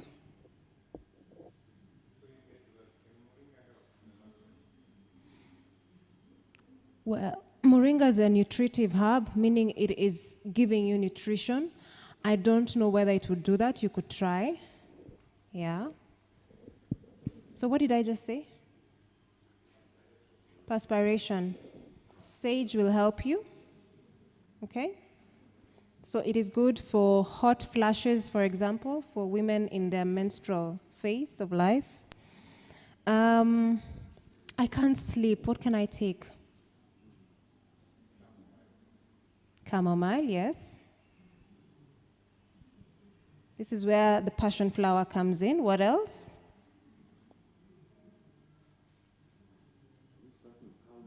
Yes, what else?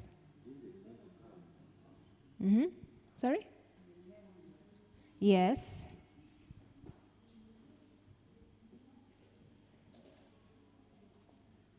Lavender. And lastly,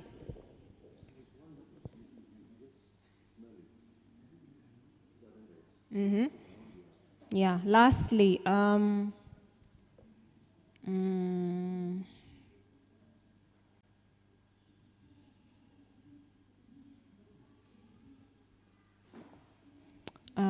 have malaria. What can I take? Yes, what else? Good. Yeah, so can you please check whether the ladies are done? Charles?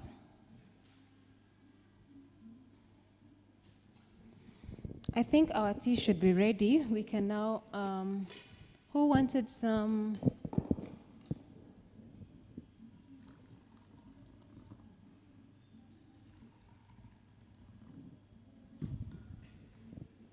Who wanted some neem? Marubaini? Just first taste it. Yes. When you're having acidic Which one do you recommend? Okay, acidity. You can use a potato for example. Sorry, I don't have a sieve, so don't mind the. It's not so bitter. Good. Then it hasn't stayed enough.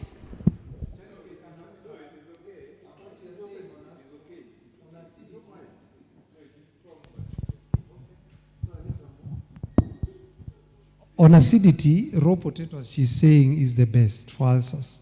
You make a juice of it, and then you take it. It does away with ulcers. Immediately, you even feel how it's bringing the cooling effect in the body. Raw potato with the skin, you wash it very well, thoroughly, then you juice it. That's the best. But you drink immediately, you don't use it later. Whatever you prepared, make sure you use it. Like two small potatoes, blend them. Perfect. Yes, when experiencing acidity, you use it. Yeah. Before meals. But also on acidity, you have to make sure that your meals are regular. Don't skip a meal. If it is 12, it's 12. If it is 1, it is 1. Not 3. Yes, thank you. I want to align it with what you have just said. Of late, I have realized that I don't feel hungry. I've just realized I don't feel hungry, and it's only in the morning where I can feel hungry. But even evening, I don't feel hungry. And I feel like when I eat in the morning, I feel like I'm just full. And I'm experiencing a lot of acidity nowadays. Yeah, maybe, what's that condition? I'm trying to remember the condition. It might be something called acid reflux. When the juice is all over the stomach, you don't feel like eating. You feel like you're full. Yes. So you have to be careful you take that fast, because it can lead to low blood pressure and other conditions which you'll get irritations before you eat. So that raw potato juice will be able to sort you out well, so that you reduce the acidity. It is the body is producing more acid than required, so you feel that you're full, but it's a condition. Yeah. Maybe you can see me later, we talk more. I don't want to say more things here. Maybe I can also ask while we are still on acidity and ulcers. What is the long-term cure? Like what herbs would you recommend for a long-term cure of ulcers? Well, that's a good question. Cure? Only God cures. Only God cures, okay? Let's say management. To get it completely out, that it doesn't reoccur, number one, you have to ascertain. That was the first slide we had. You have to ascertain the cause of the problem. Find out in your diet, what are you eating? Are you eating ketchup? It has vinegar. It is destroying the lining of your stomach. Is there anything in your diet that is destroying the lining of your stomach? Because the problem with acidity is that we have created some holes in the wall of the stomach. And so when hydrochloric acid, which is used to break down the protein in your diet, comes in, you feel there's a burning effect, okay? And then that window from the esophagus to your stomach, when it is open, and that fluid comes up, you feel that your chest is burning, okay? So let us first find out what in our lifestyle is not correct. That is how we find out how we can cure ourselves through God. All right. Okay, so we take that out of our diet, we take the lifestyle that is encouraging it, and then we use the herbs. Another herb that can be used for that is from the acacia tree. There is a, I don't know, it's the bark or the sap. What is it called? Do you remember Osoro? There's some trees that from the bark, I've forgotten what they're called, but it is used also for ulcers. I will show you next time. So next time, come to the seminar. I have it actually in the house. The cause is very important for lifestyle diseases. You can use all the herbs, as she said. For example, if I'm taking something that digests longer, like milk, meat, eggs, other than any non-plant-based food, it means that this thing will not be digested by the enzyme, so it will remain in the stomach for long. Then it starts to rot. Then it starts to burn the lining of the stomach. So again, also regularity in eating. Remember that you must not eat between meals. If I had taken my breakfast at 7, the next meal is 12. 5 hours have to lapse. Anything that comes into the body before the 5 hours stops the other digestion. The body starts dealing with this food that has just arrived, and then what happens? Then the other one starts to rot also. So that's why you find maybe you're having more acidity issues in your stomach. So we need to sit maybe with you or someone so that we can do a root cause analysis. Like when you visit us, we usually sit down with you. What do you take breakfast? What do you take lunch? What do you take? We take a whole scan of morning to evening. Then I can be able to ascertain for you that this is the issue. Yeah. But you have to be careful with how you eat and when to eat. Another thing, late suppers. Late suppers. You know, if you take ugali and you're not going to run in the night, Africans. We eat ugali. We believe, like from where I come from, if you don't eat ugali, is a problem.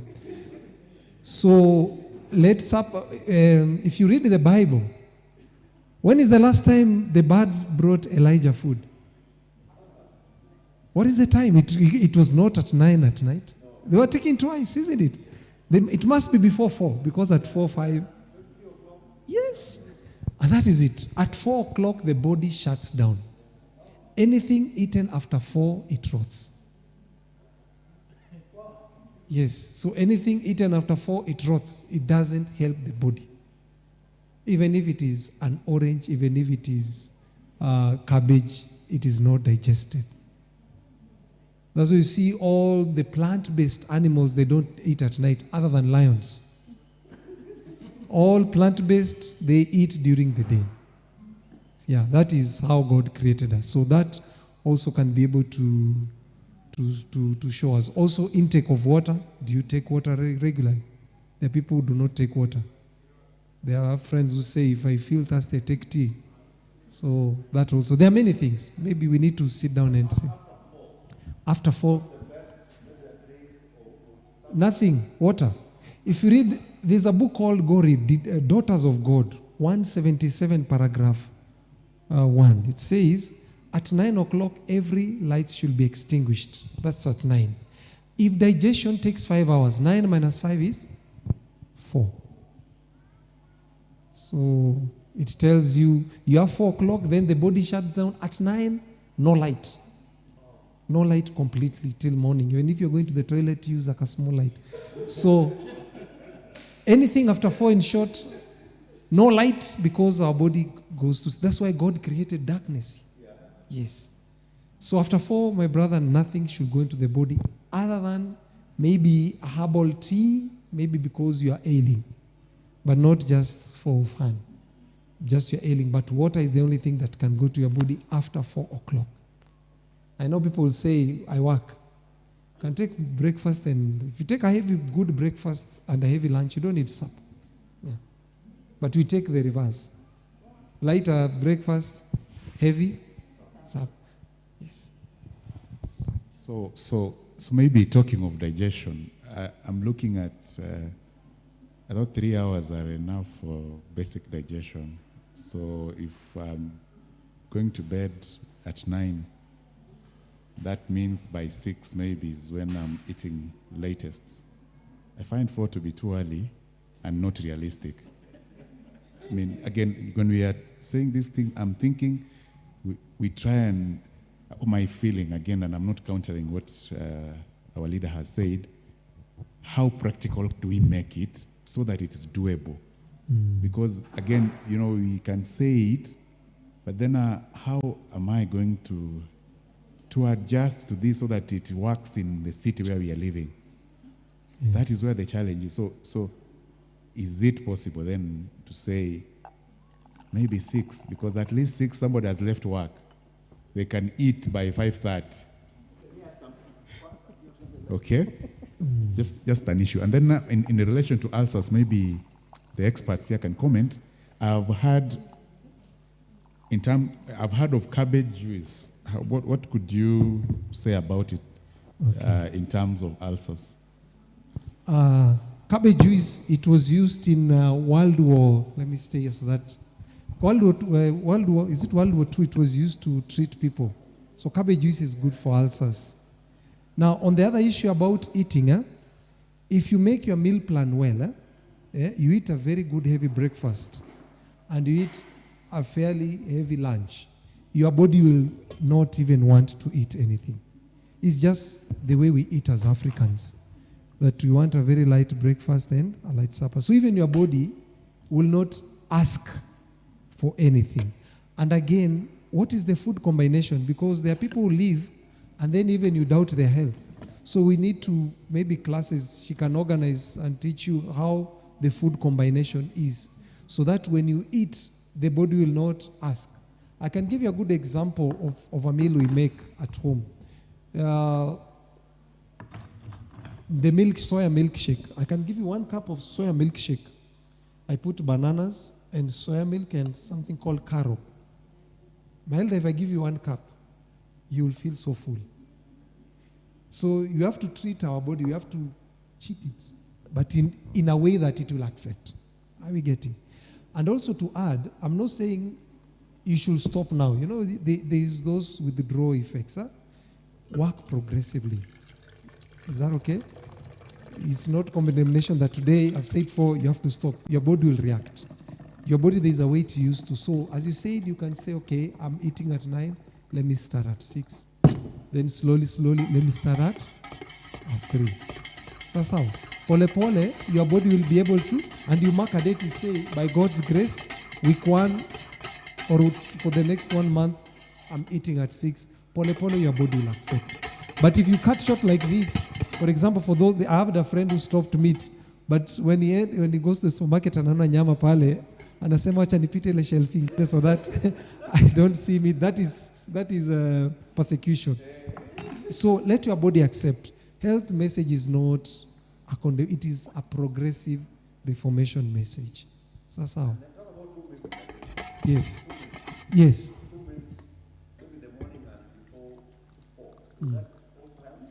Yes, it can. It depends. Even 3. Ellen White says 3 meals, but better 4. You can do 3 meals. Breakfast at 6, lunch 11, supper at 4. So you can take 2 or 3 depending on how you work and which kind of job you work. But if possible, try at 4. Then also to add on that, when you're doing that, start taking light meals on supper, isn't it? Me I remember when I used to eat supper, tunasema na my wife, we're not cooking. We remember ugali, we say today is the last time. So we go again. So it is not faster. As long as you set on it and you do progressively, your body will just accept. So you have trained yourself Yes. at once. Yes. Don't stop. Your body will. Yes. We don't. Even my children. I can tell you my children are on 2 meals right now, but it's not denying the meals is heavy. So that even the child in between meals, my child cannot ask. Not that we deny them. In fact, if you come, they'll wonder if you eat supper. We go and say, Daddy, why are they eating supper? Because they have been trained and they can be able to explain. So it is progressive and it's not condemnation. So work with God slowly and your body will be able to accept pole pole, pole pole. But again, don't say, God help me, you start planning for 2 years. No. Sometimes you'll push it that I'm on reformation and put it timely, reasonably, and your body will accept. Remove it from your mind that your body will not accept. But I saw your children in church, they are so sensitive. Kind of food. There's foods on Sabbath I don't give. When they're here, This one is spirit. their food I cut off. It's a good thing you saw. Me. No. I don't beat. There are foods which. From the morning when you came until the end of the sermon. And this one was eating kukaruka. And I was saying, maybe I was a bad parent. Yeah, what I can say is there are foods which I cut off on Friday. For example, let me be practical. Have you ever seen a Ribena advertisement? They take Ribena and then they do what? They start jumping. True or false? Even Fanta.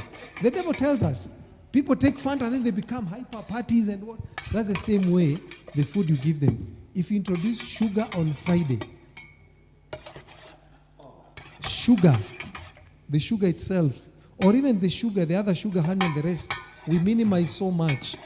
There are things like carob we use. It has a little sugar, but it is like chocolate. So we put, like Sabbath, there are meals we take. Those meals will reduce their hyperactivity. And the children, not that they don't play. If you go home, they're playing right now, very active. And their foods right now today, I want them to work in the garden. I give them. Active. So it is the meals, my elder. It is the meals. So I'm a witness. In fact, I came and asked Yeah, I remember. I came and asked you. Yeah. Food. And there are 3, not only 1. Canes never solve problems. Even marriages, we tell people, there are foods which make us hyper. Yeah. Ladies should know what you cook in the kitchen. The man will roam around. So, kind of food. Yes. Those were promiscuous kind of food. E.g., a lot of oil. So this is something that we've learned over time. Yes. It's not a miracle. Yes. For the quality. Yes. Even those who are married, the sexual life. Remember when Thomas Jackson presented here that people complained. But that thing, it depends on the kind of food you take. Your mind is boggled with what you take and what you think. So the food that you take determines you as a person, who you are, even as a man. So ladies, you need to learn cooking. A lot of oil, especially these oils, by can I give you a secret? Do you know why the oil prices of cooking oil has gone up? They use petrol in the cooking oil. They use diesel. That's why the prices have shot up. Yes, crucify him. We were told in 2016 in the camp meeting Yeah. by Dr. Saningwa, they said these edible oils, Yeah. they put a percentage of diesel oil in them. I think we have the clip. We still have the clip. So It is very true. If you take as a good example, go take that oil, light a matchstick in a worker, like diesel.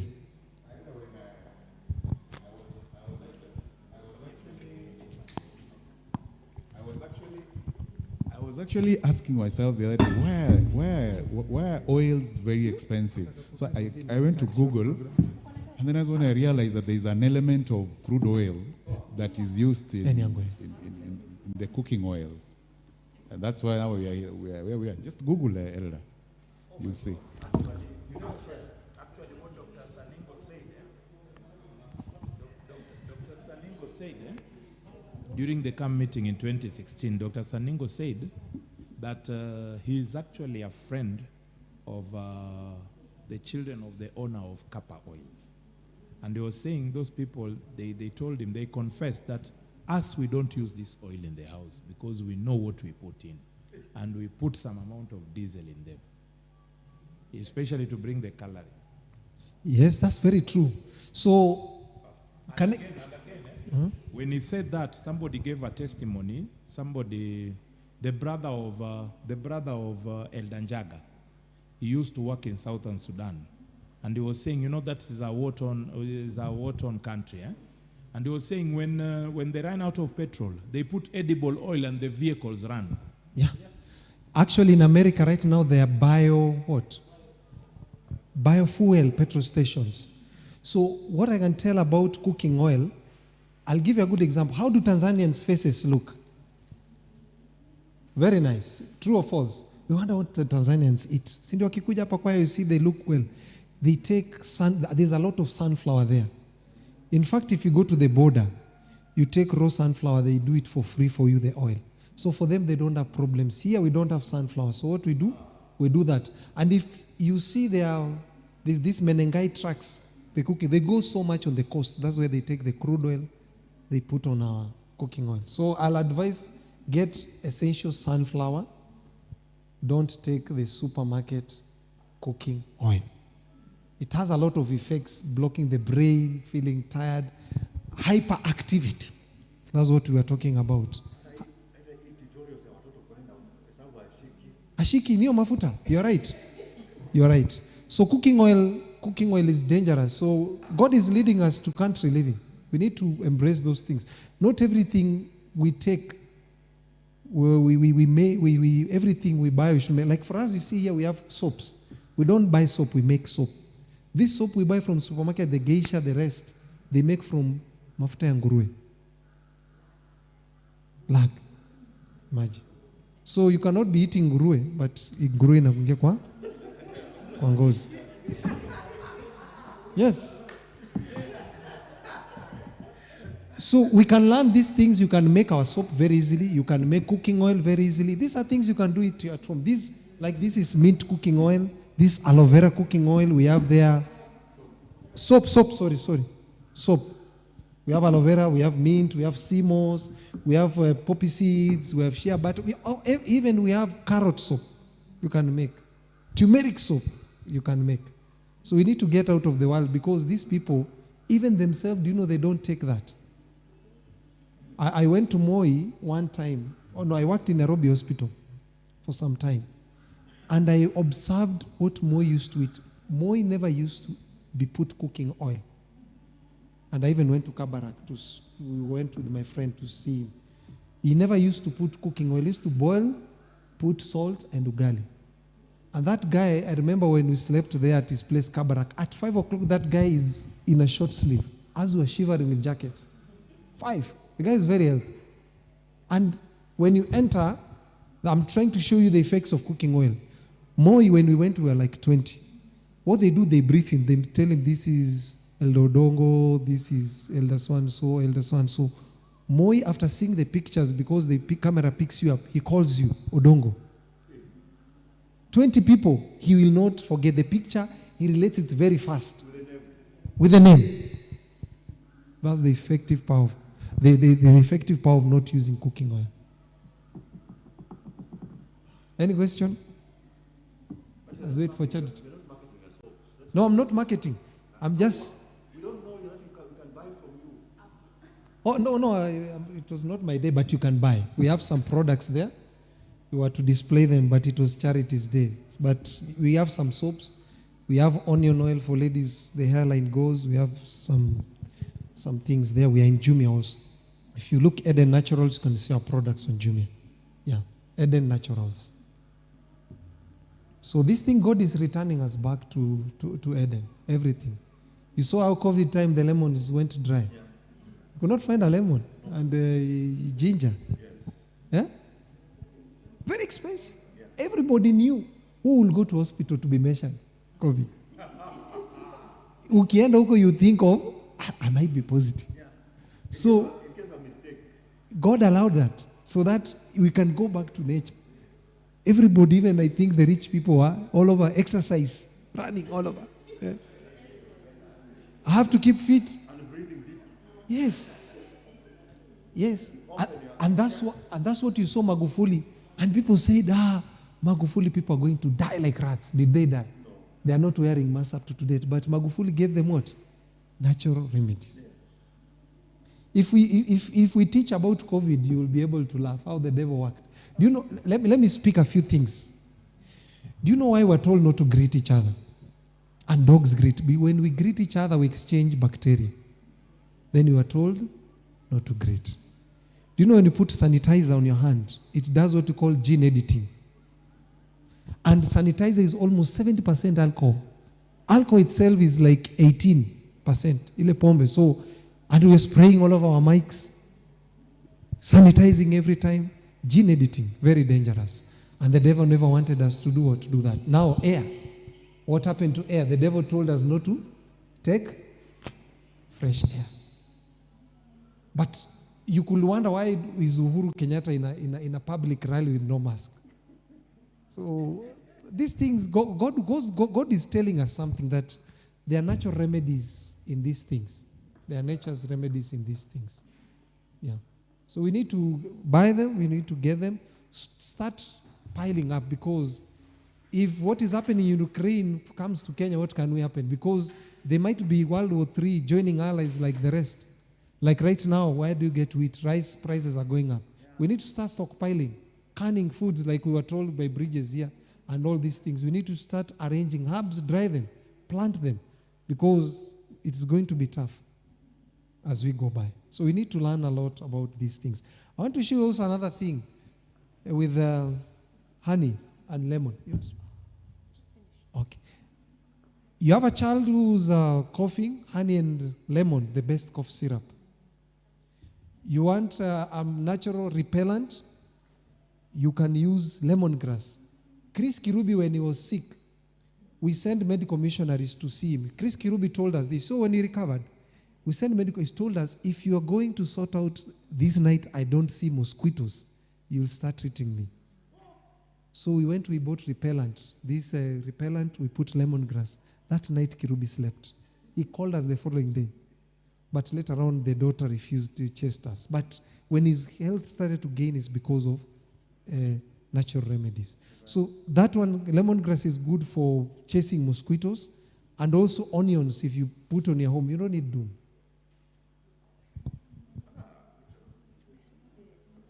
Thank you. Thank you, Eric. We've come to the end of our presentation today. Are there any more questions?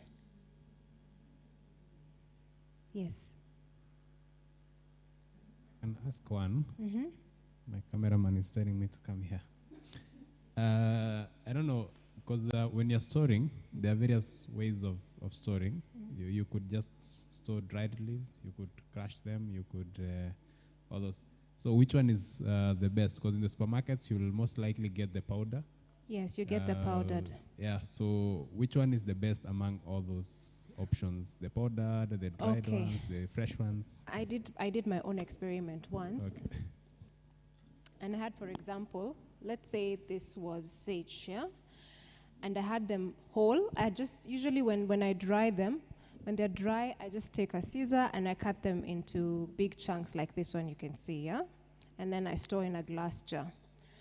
But then the next time, I took the same leaves and I grinded them, okay? And I put in a glass jar. So when I was making tea, I realized the tea out of the powdered one was not as strong as the tea where the whole leaves were.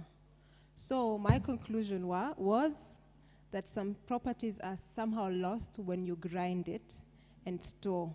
That was my own conclusion. I don't know whether that is correct for all herbs, but I prefer them like this, okay? It does not mean that it will not work. It will work, okay? So if you have dandelion, for example, or tarragon or ginger, it will still work. It's just, I think it's how you prefer the strength of your tea. And Sheila also has a point to that. Yes? I'll give an example. When you are making tea, when you use ginger, which is in powder form, and you use ginger, the root one, it is stronger than the one that has been grinded. So it is better if you want to preserve. If you can preserve the whole one, it's better. So you can leave it the way it is. If you are staying in a place where you can plant, because this ginger, we saw the time of COVID, it was nowhere, Cindy? Yes, so those who had ginger, it was easy for them just to go to their, maybe it's a pot or the kitchen garden, just remove the root and you make your own tea. So it is better when you have the whole thing, it is better to use it. But if you have no option, then you can go for the powder one. Okay, thank you.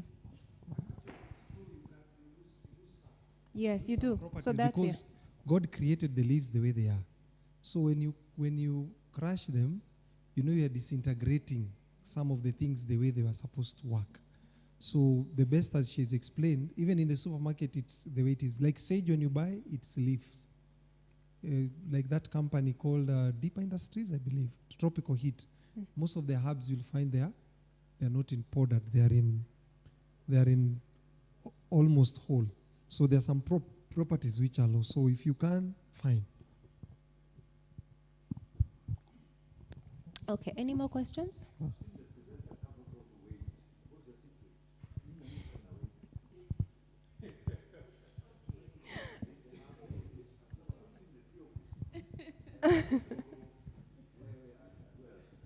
Okay, when it comes to weight, the secret is supper. There is a family that I know. They were, all of them, they were overweight, so to speak. So they decided to stop eating supper. In fact, the wife decided. The husband is struggling up to now. So when she just stopped, imagine she used to eat at 9. She started eating her meals at 4. Then, without taking anything, she was taking enough water, she was eating in the morning, and the last meal was at 4. She started losing weight. So she had tried everything, but the fact that she used to eat supper was the greatest barrier. You see, the way he read the quotation in Daughters of God, God knew when we are going to sleep, the food that we eat, since we are not waking, it is converted to what? To glucogen, which is going to be converted later into fat. So if you are eating something, let me say you've taken protein at night, you've taken beans, you've taken soya. You see, that's the digestion. The digestion of protein starts in the stomach. So it takes long, and then you go to sleep. What will happen?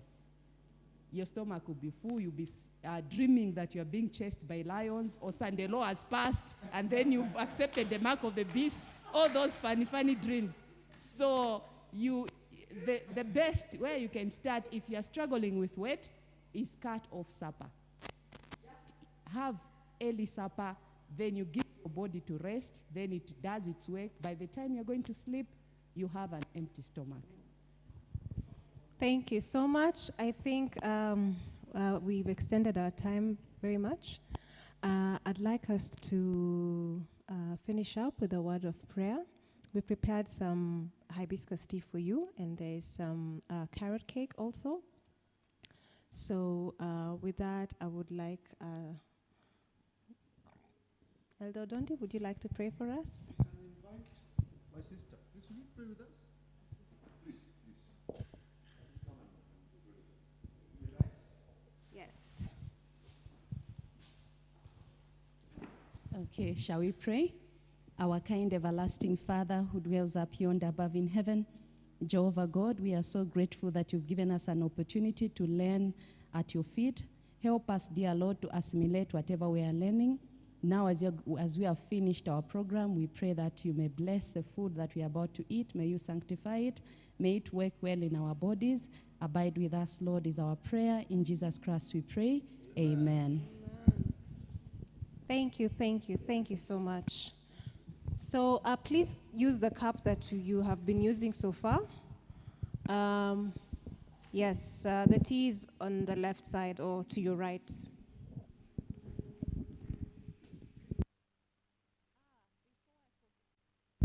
Before I forget, we would really like